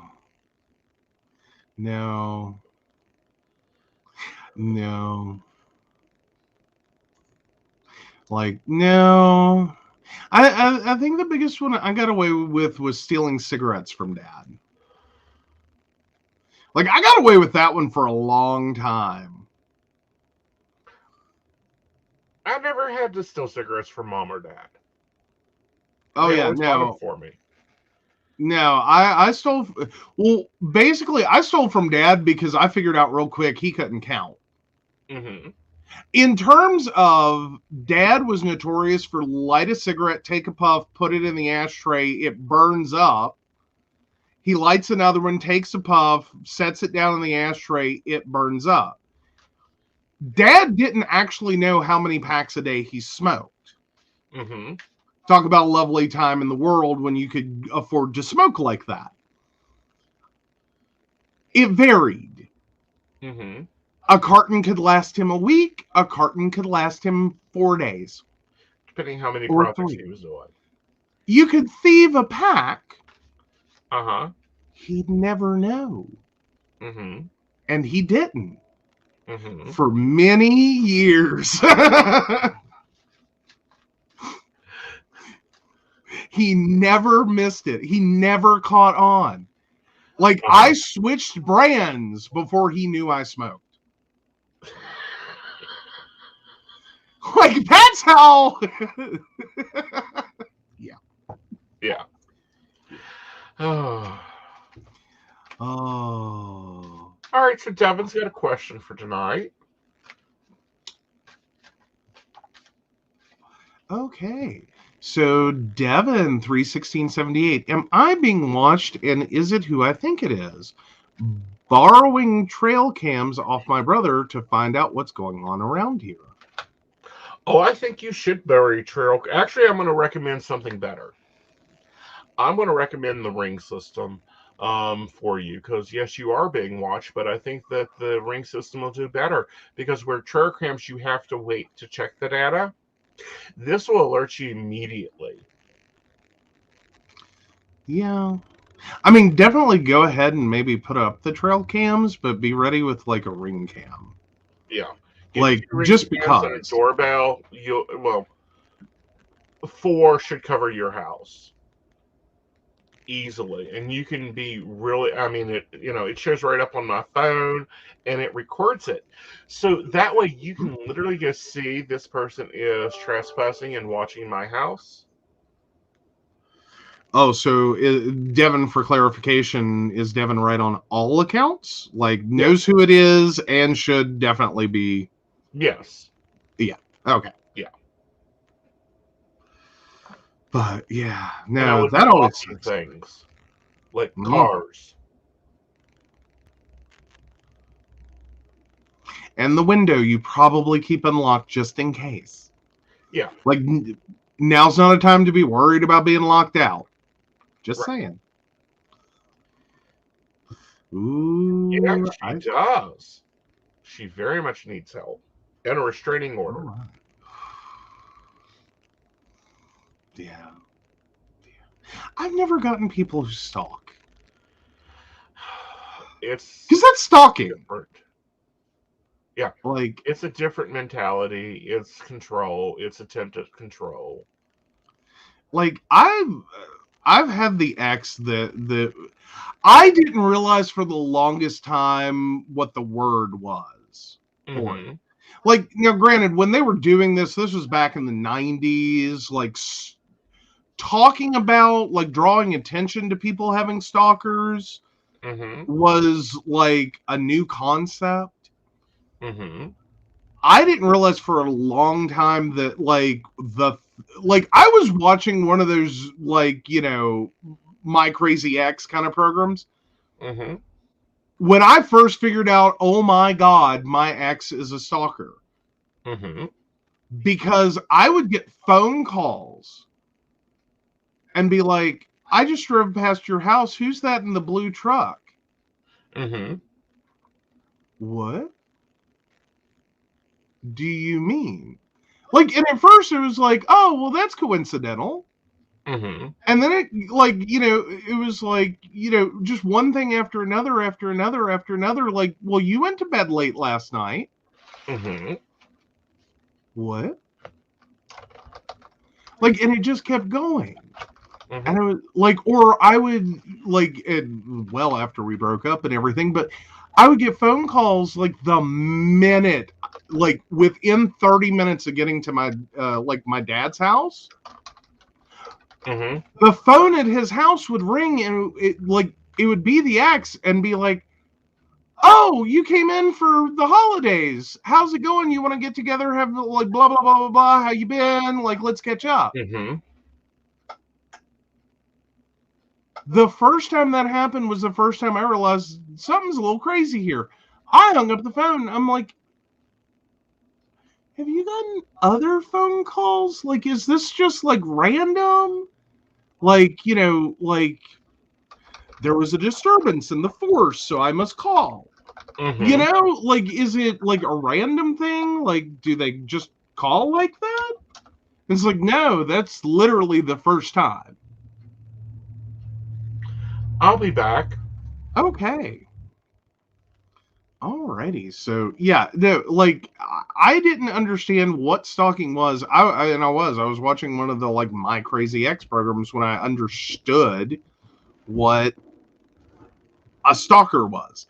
Because I'm like sitting there and like this woman was telling her story about her crazy ex, and like, you know, I would get random phone calls that would tell me things about like, you know, oh, you know, see there's a strange car in the driveway. You know, who's that? You know, and so I'm sitting there watching this program. And I'm like, oh my God, that's what a stalker is? Yeah. That's like, what a stalker is. Whole moment. I was like, what the fuck? Like, I did not know. I was like, I didn't know I was even supposed to be creeped out about it. Right. Like, that's how much I did not understand. Yeah. And yes, your ex is very creepy. Yes. Yes. All right. So you got another question too from Mary. You. Ready to take that one on? Yeah. All right. Mary 112857. Our replacement U.S. postal person was rude to me today. My driver's license went missing, for example. I do not trust this person. Am I on point with sensing this person's dishonesty? I don't feel they're dishonest. I just think they're a rude bitch. In general. And they don't like their job. They're just doing their job because it has benefits. All right. That's not the qualifications you want for a male person. No, it isn't. You really want a more honest one. This one isn't honest. It's more so, it looks to me like they are just rude, neglectful. Don't expect anything except mail delivery. Basically, out of them. Like, if they were in a situation where they could, like, eat a ho-ho and park at the end of your driveway and lay on the horn for you to come get a package, that's their level of commitment to this job. Exactly. There you go. Got it. Yeah, that's the level of, you know, it's barely minimum work. Enough to say they do their job without being like, well. Exactly. Yeah. Yeah. You know, they're not making Postmaster General. They aren't looking to be, you know, anything close to that. Okay, so they're just like clock it in and out till retirement. Yep. Oh, it really sucks though when you go from the really good mail carrier to the really, really bad one. Yeah.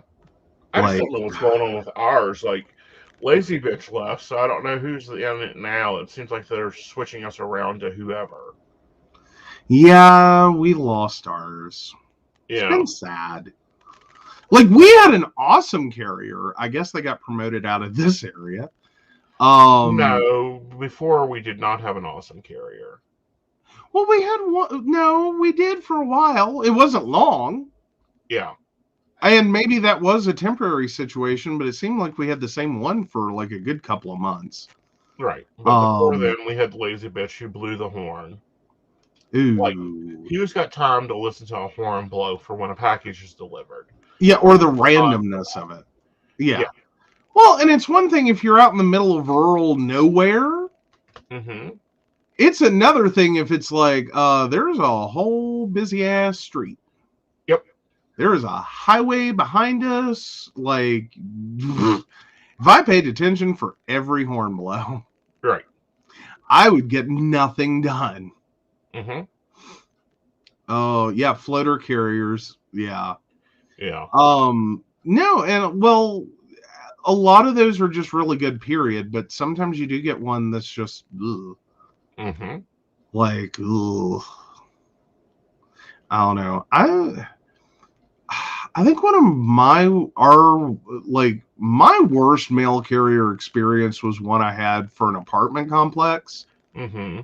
And I swear to God, they just took that stack of mail for our apartments and just started cramming it in boxes. Right. Like they just took a chunk and threw it. Chunk, throw, chunk, throw. Like there was no kind of like, it was constant having like other neighbors' mail and not even close. Right. It wasn't like I lived in unit 123 and was getting mail for like 128 or 124. Like it wasn't a near neighbor. It would be like I'm 123 and I'm getting mail for 456. Right. How do you do that? Like, it's not even like I sat there and tried to figure it out one day. I was like, did you just like approach the box backwards? Like, I never could figure it out. It was just like, no, you're grabbing like chunks of mail. Right. Like, I would have like 4 or 5 different people's mail every day. Yeah. And that happens. That's why, in apartment situation, I always recommend a post office box. Oh, yeah. Instead of the apartments box.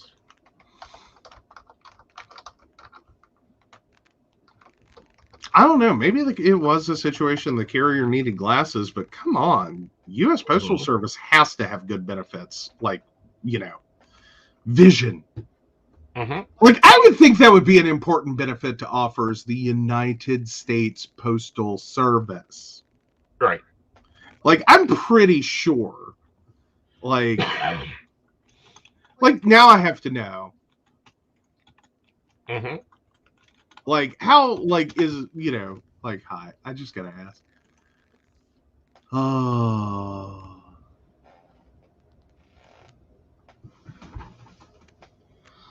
Okay, yeah, so it's a VIP program, but it's literally called General FED VIP. Mm-hmm. Yeah. Something tells me, yeah. Probably good vision coverage. Right. I mean, VIP is usually pretty good anyway. Right. I mean, granted, you can get into the whole debate of is vision insurance actually worth it, but if it's like an included benefit that you don't have to pay extra for, right, it's worth it. Like, I mean, paying into like a VIP plan, I got to looking at that once and I was like, that's really like, it's like almost like a weird savings account at that point. Like the benefit works out to almost literally your premium. Like that, like you pay, you get. Like, I could take the same amount of money, put it in a bank account each month, go to the eye doctor. I don't really see it. Yeah. So, with New Year's, of course, there is some superstitions. Do you have any for New Year's? No, but I've already been told that I now do. Well, you have a few. Country Living says getting kissed at midnight. Well, get kissed a little bit after midnight. Wait, that's a superstition? I thought that was just a fun thing to do. Yeah. It may seem like kissing someone at midnight is a way to show your excitement for the new year, but actually, just thought if you kiss someone you love as the clock strikes 12 at midnight, those sentiments will continue for the next 12 months. Oh. Number 2, we're not doing eating grapes at midnight. The food substitution originates from Spain, was meant to bring you luck for the year ahead. Eating just 12 grapes at midnight, one for every month, or put them on a skewer and serve them as a fun New Year's cocktail garnish. This is one I really believe in, which is fill up those cupboards. Check and see which grocery stores are open New Year's Eve, because it's considered bad luck to start the new year with a bare cupboard. Signals poverty and hardship. For the record, my cabinets are stocked, my refrigerator stocked, my deep freezers are stocked. There you go. 4, keep some extra cash in your wallet. Want to enter a full year of financial prosperity? Then make a run to the ATM so you can fill your wallet with cash. Also, don't loan any money out on New Year's Eve or New Year's Day, and don't start the new year with any unpaid debts if you can set precedents for the month ahead. We've got extra cash in our wallets. Okay. Don't clean house. We can really get behind this superstition if you're concerned about sweeping or washing away any luck for the coming year. Don't do any cleaning, including dishes and laundry. Dishes are going to get done. We done laundry last night. I ain't cleaning tomorrow. We will deal with it on Sunday. Okay. Open the door. But are you do but what? you doing the dishes? We're doing the dishes. Okay. But now, is that why, like, there was a hard press to go do laundry before tonight? For the New Year's, yes. Okay. Okay. We're not sure why we're frozen. Yeah, we're not sure why we're frozen or if we're frozen. Open the doors at midnight, actually just before midnight, so you can let the old year out and welcome the new year in. It doesn't have to be for long, even if for those who believe in this superstition can get cold. Yeah, open the door a little bit. Avoid tears. Save your tears for another day, because crying on New Year's Day could seat your into sadness in motion. So no tearing up. Fill up on colored greens and black-eyed peas. If you want to keep the Southern tradition, eating black-eyed peas and colored greens on New Year's Day will supposedly bring good luck and prosperity, respectively, in the months ahead. And wrap up your bash of colored greens and black-eyed pea salad and see what happens. 9, don't leave the house.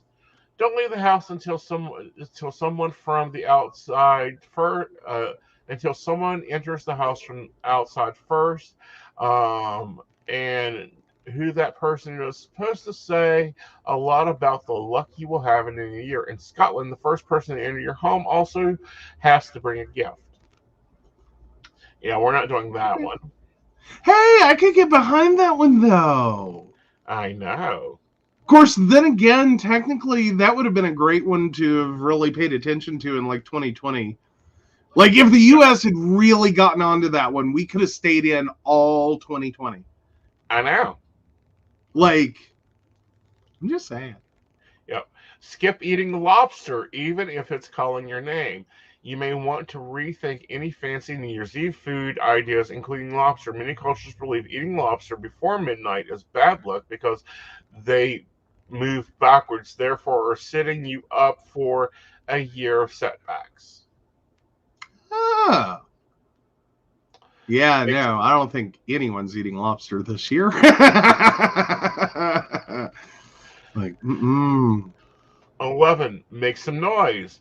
Many believe buying noisemakers and fireworks to set off at midnight, but did you know the tradition originates from a superstition that making loud noises at midnight would scare away evil spirits and omens away?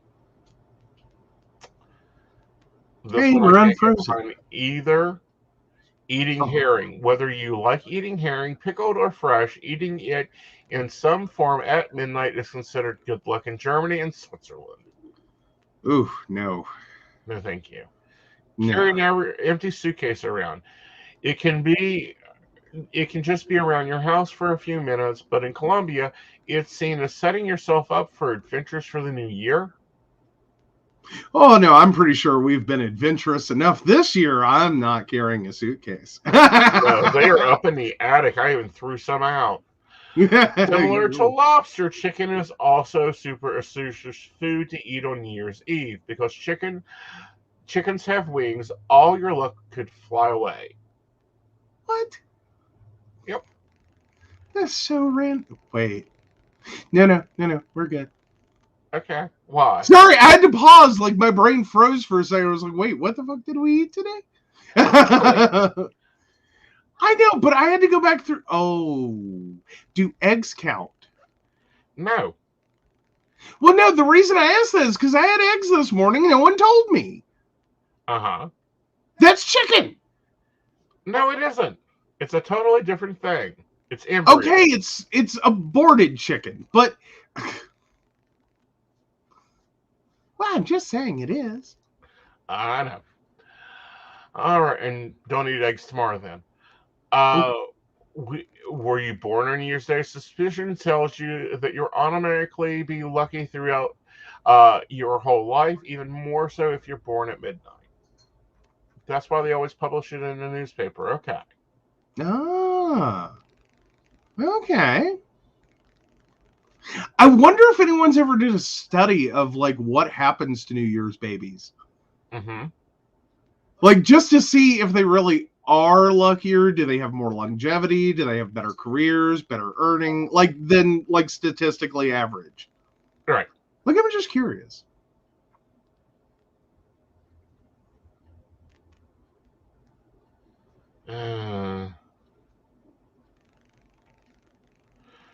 Another one I found interesting was to wear red underwear.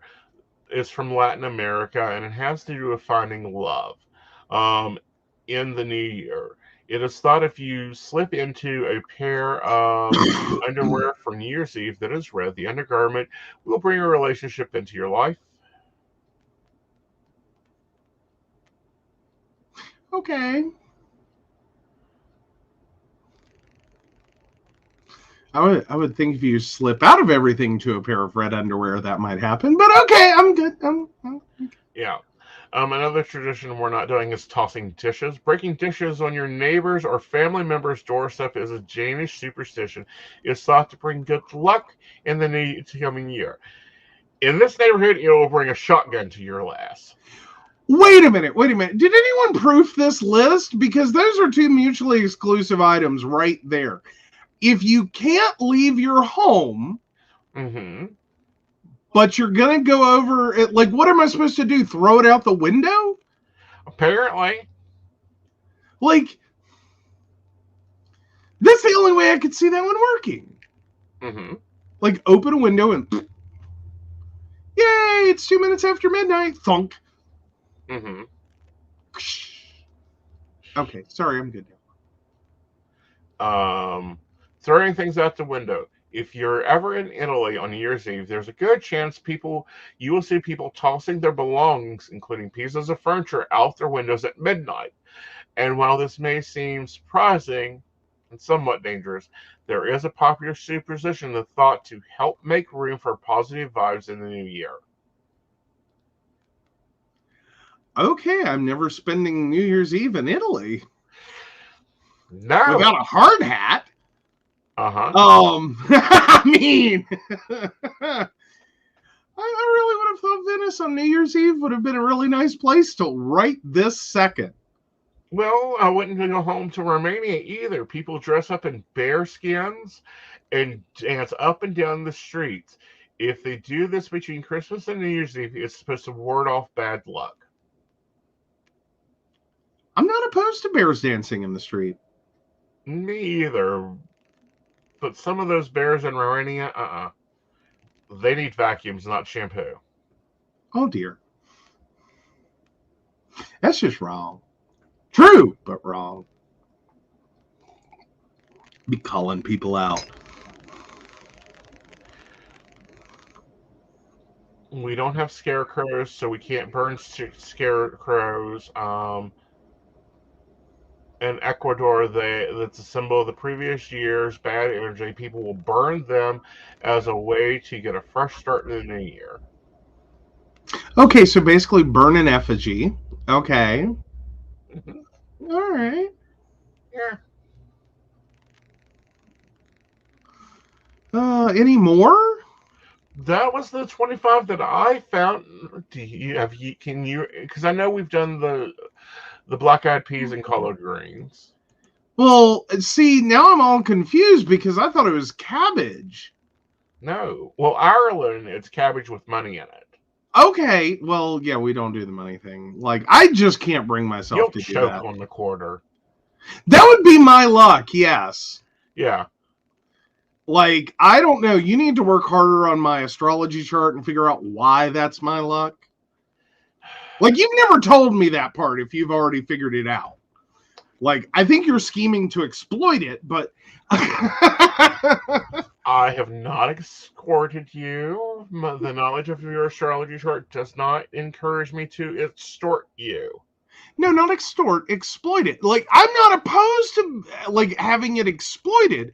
I just want to understand it. Like, what is the weirdo deal with, like, if there's, like, I'm that kid that, like, no one gets arrested for this. I would get arrested for this. Mm-hmm. You know what I mean? Like, I'm that guy. Like, that's been a recurring theme. Like, statistics are not in my favor. Mm-hmm. They're That's never in because my of how favor. you view your statistics. Okay. Well, I mean, no. I've had weirdo experiences. They're like, I don't seem statistically lucky. I seem statistically like someone you don't want to stand near in a lightning storm. I'm just saying. Let's get your chart out. Ooh.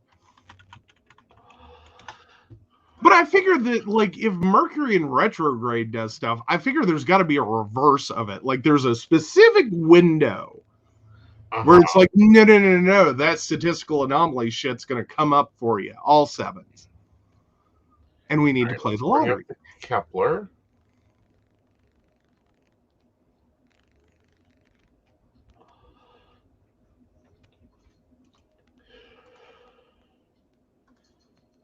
Which, by the way, thanks for reminding me, Patreons. Send me your astrological information. I'm going to send you out your transits for the year. And hi, Alex. And how, Alex? Oh. I'm trying to. But no, I seriously nice with each other. Like, I seriously hadn't heard most of those. I had heard a few. Yeah, I had no clue. Mm-hmm.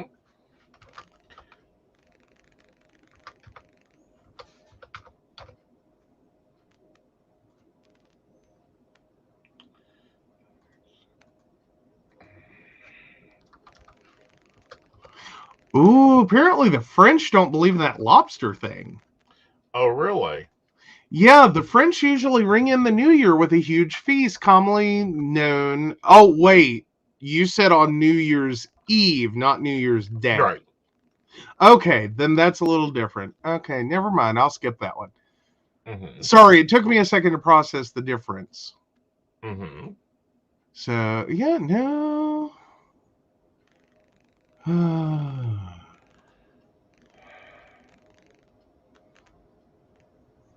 Oh, the Philippines. Filipino culture celebrates the new year by serving 12 round fruits.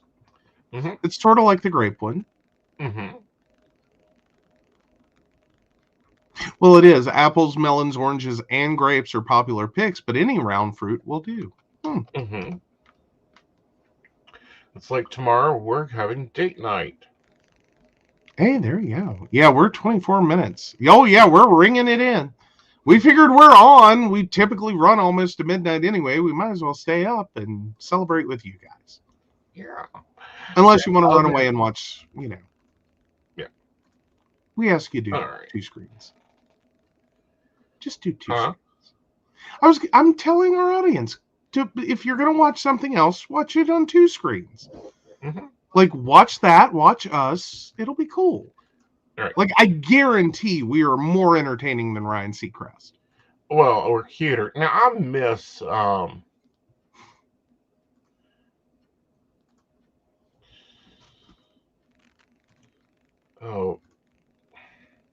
the one that originally done it.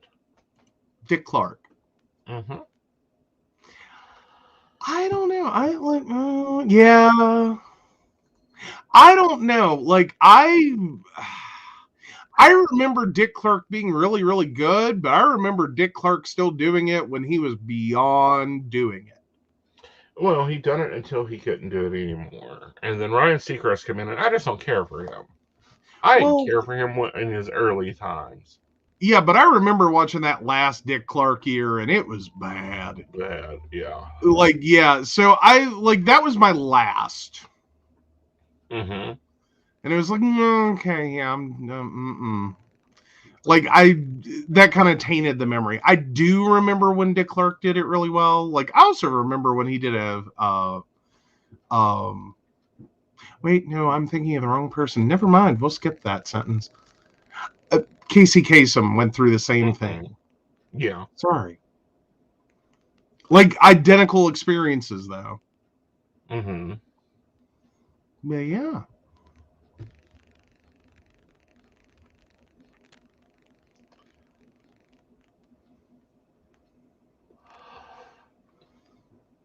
Sorry, guys. I'm looking deeper into his chart to see why he.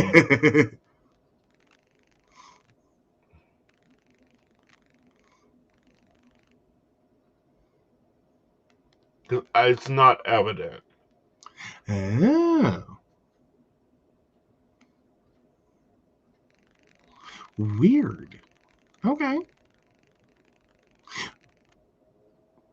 I've just been curious if you'd even tried to figure that one out. Because, like, I talk about it all the time. Like, I have it's not all the time. I'm not saying everything in my life is so horrible.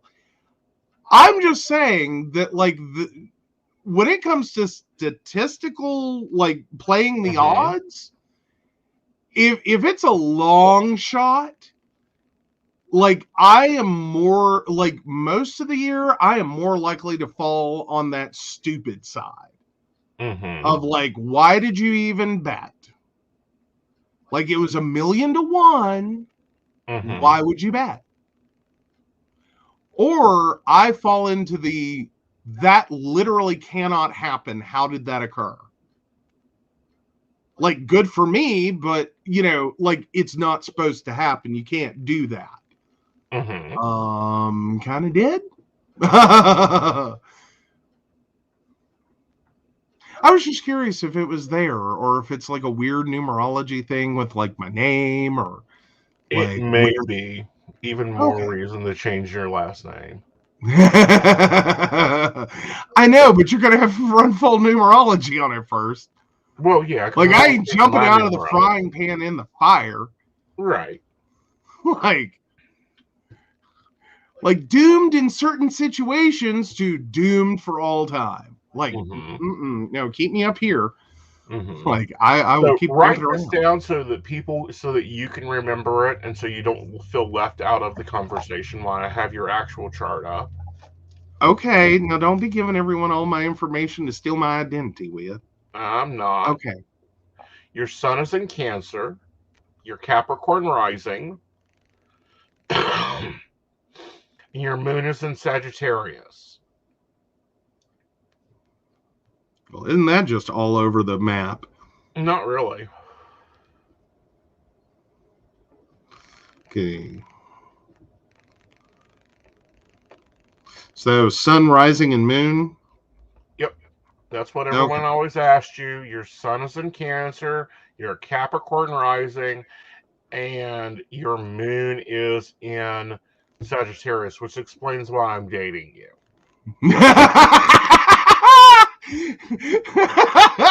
Oh, well, I'm glad we know why.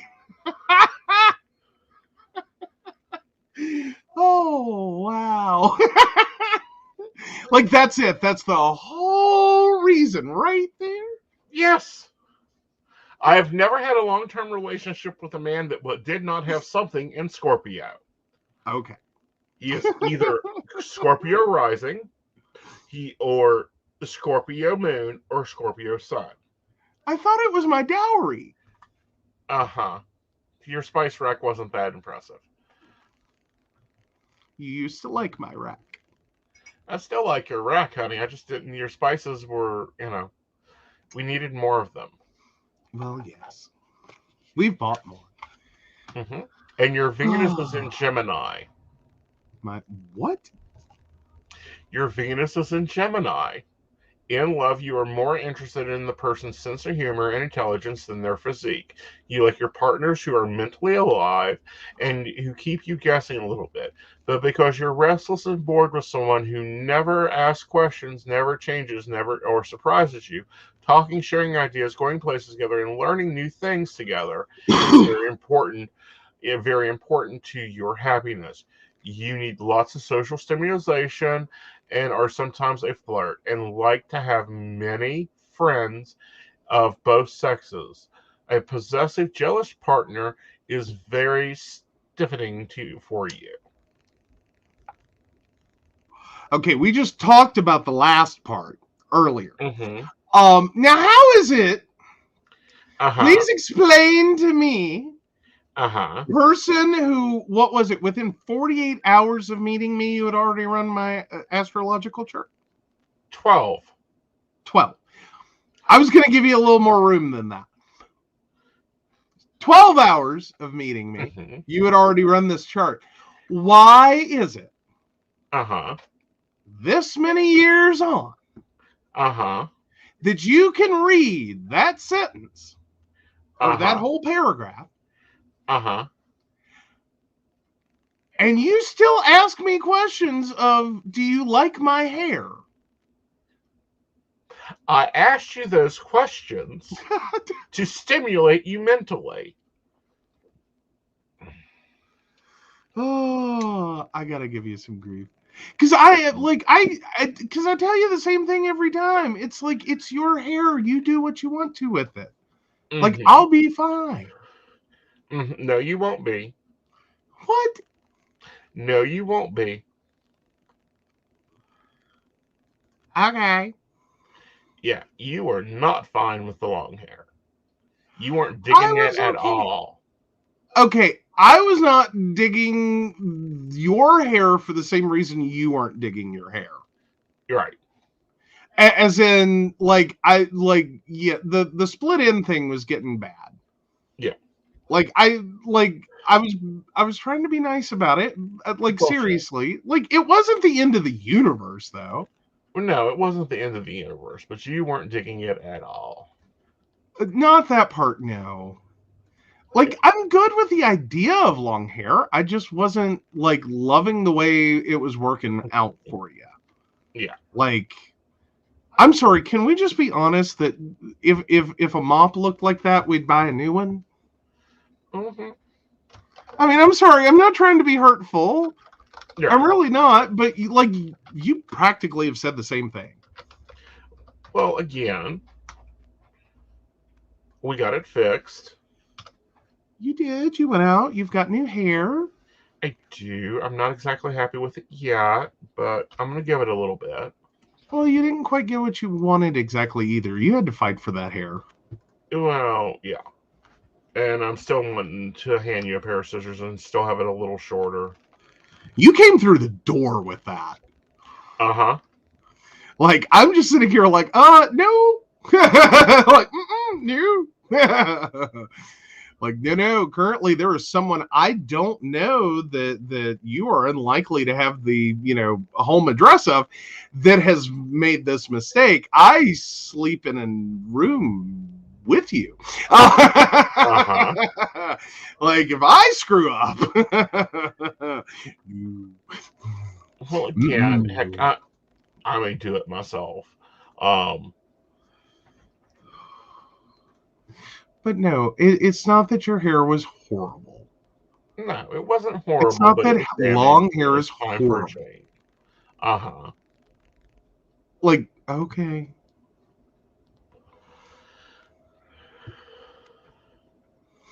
Oh, but yeah. Oh, Mary says that's why her and I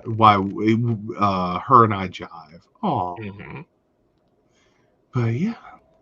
Yeah. But no, it's because my son squares your son. So it makes our relationship dynamic is what I was looking at. Oh, okay. So what's this? My son squares your son. Your relationship is dynamic and energizing. You challenge each other to grow and develop, but unfortunately, the process tends to be aggressive and frustrating. The difference between your personalities, as described in the beginning of the chapters, desired careful reading and attention because if not understood and handled properly, they can lead to mental frustration.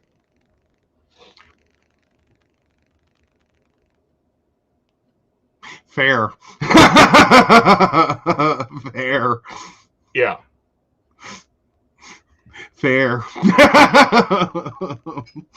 Yep, that one's we do that to each other though. Like, just Yeah. for clarification, that's not a one-way street.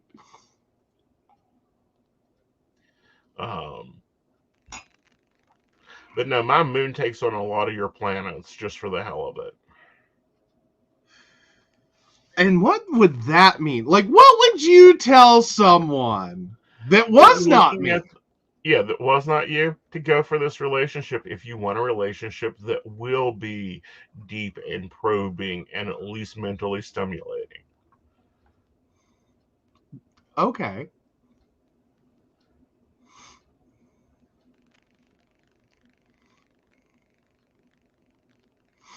I feel like that's almost code for, like, yeah, if you want to drive each other up the walls.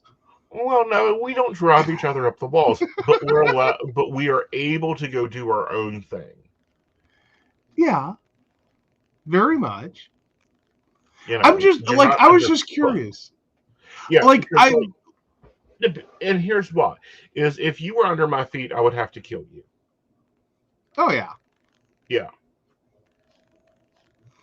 Yeah, neither one of us shadows well. Right.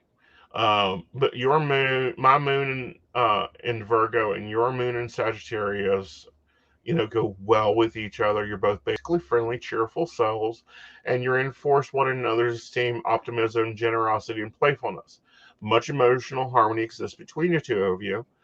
Together, you feel expansive and enterprising, and you enjoy games, sports, gambling, and life in general. Some difficulties may arise between you, though, as Joe is more restless and more wandering than Aeson, and maybe more concise and steady emotionally. Joe needs to feel free and cannot tolerate being dominated by anyone else, whereas Aeson tends to be dominating and being the director. Also, Joe is rather blunt and tactless at times and can offend Aeson's strong pride. Aeson takes Joe's candid statements very personally, very much to heart, and whether Joe means it that way or not.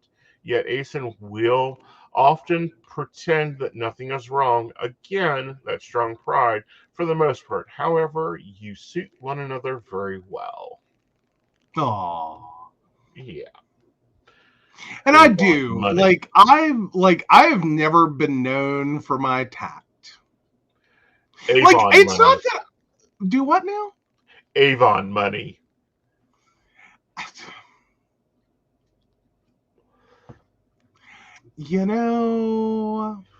I had high hopes for where I would be Uh-huh. Like, wouldn't it be a hell of a thing, though, if the money you were making right now had the relationship equivalent Mm-hmm. of, like, here's your pen money, honey. Mm-hmm. Like, wouldn't that, like, oh my God. Uh-huh. Like, we would be, like, doing this in Times Square, like, where we just pulled up our Tesla. That's what our New Year's would be. Right. But no, since we have time, tell the story. Oh my God. Like, this one will never end. No, it won't. It was like, and can we go back to my chart for just a second? It was not targeted. It was not targeted. Uh-huh. This was not like, how can I drive you crazy for the rest of your life? I shall say the following. It not even what it was. I, at the time, had a totally different idea with what I was doing, because this is way early on. Mm-hmm. With what my plan was, and Mystic wasn't exactly part of that. Mm-hmm. And so what I was going to do was I was going to, like, this was the plan in my head, was I was going to go through, get all the certifications, and go into cybersecurity, which the pay for that is insane. Like hundreds of thousands of dollars a year at this time. A few years ago. And technically what I said wouldn't be far off the mark. But I blurt out, well, I plan to do this, and then that would make, like, you know, what you're making with the networks, like, you know, Avon money. And this has never ended since. No. Like, yeah, no. It's not ended since. Like, I knew it when I said it. Like, I tried to fix it as I realized I sense I have said something wrong. It was the moment I had. And it was like, nope, no fixing it. Never gonna fix it. And here we are. Mm-hmm. On New Year's Eve. Mm-hmm. Talking about the Avon money. That's okay. But that just pissed me off a little bit more to raise my income. It was inspiring, I'm sure. But no, I've never heard the end of this one. No. I'm like, I am never going to hear the end of this one. Like, pretty much, I say this, and I guess our viewers can take this as they want and throw it into that I'm tactless. But I literally hope. No, I can't even hope for that. That's not even going to work. I was going to say for just a brief second there that I was going to hope that you passed first so I could have a brief period of my life where you don't bring this up to me.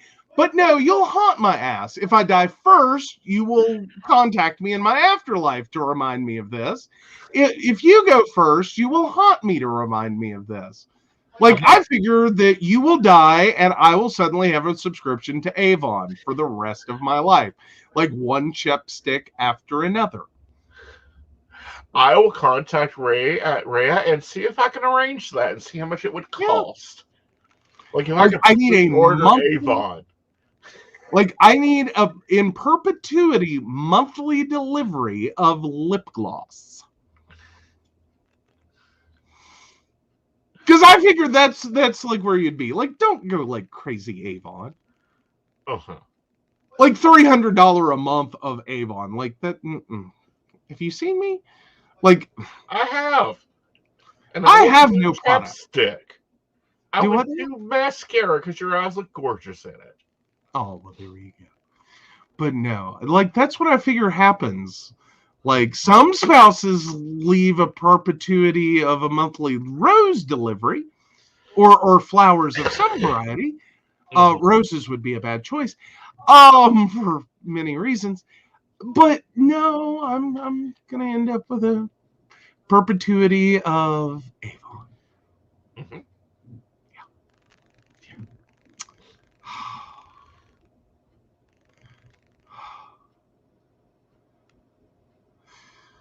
Yeah. Yeah. Chapstick, mascara, every, September, send you a lovely package of foundation.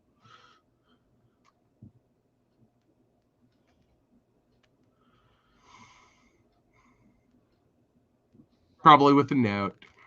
Uh-huh. This is what you started.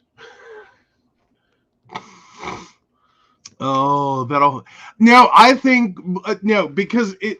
And I say this lovingly because you say this about yourself. Because you're that bitch, Uh-huh. you will most likely send the note, and it will say, for reasons none known to them. The lovely words of Joan Crawford. Stop reading the last line of my will. Oh, I don't even know what I like, Mary. Mary asked, I like Clinique? I don't know. Yes, he does like Clinique. He doesn't know it because he just grabs whatever's in my makeup box. On the rare occasion I decide to have eyelashes. I know. Now, if we can get you into eyebrows, we'd be doing some things here. Honey? Uh-huh. We want to go there? No, we don't. Okay, thank you. Uh-huh. That was tactful. Uh-huh. But, and at least you didn't say Lulu money. Is it bad that I almost wish I had? True. Jesus. I would have gotten less shit for that. No. After you watched that documentary, I would have. True. That was apparently some have your husband quit his job, buy a couple of vehicles and a big ass house, post all that on Facebook, and, convert 250 or more of your friends money. Mm-hmm. Oh, I don't know. I'm not good with eyeliner. You do great. I don't think most people are. But I'm just saying, I've seen some eyeliner on people that I'm like, I'm not good, but I can do better. Yeah, you do very good with it. I'm sorry. Right. I know. Oh, we're there. Yes. Aww. We are into the new year. Welcome to 2022. Happy New Year. Oh, there goes our entire neighborhood. They're chasing away the bad spirits. Door, please. Okay, getting the door. 1 second. Let me pop out for that. All right, guys. Happy 2022. I hope you guys have a great new year. I hope 2022 is going to be very adventurous. Of course, I have great plans for this year. Again, starting the third podcast, Coffee and Tea, that will be popping up. It'll be a Thursday a month. It won't be the same Thursday. And, thank you to our baristas. You guys have made this happen. And I'm sending out the email to my clients. Let's see if King crashes, shall we? That might be enough to do it. That it might just does. Oh my God. That could do it. Yeah. That could do it. Yeah, if you guys wonder if you're a King client where you don't get a lot of email from me, it's because I crashed the server. Pretty much. Yeah. Yeah. But yeah.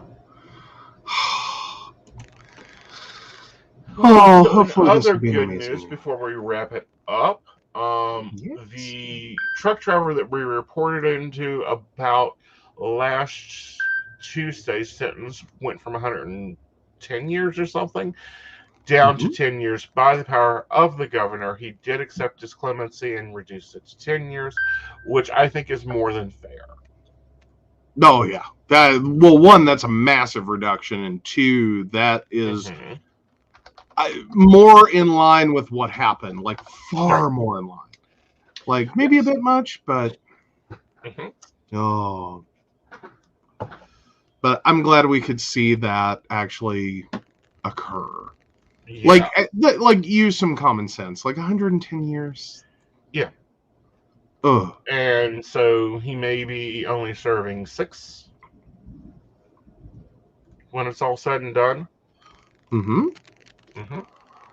I mean, it was still a tragedy. It was still a horrible tragedy. Mm-hmm. But that is more. That's a more humane sentence.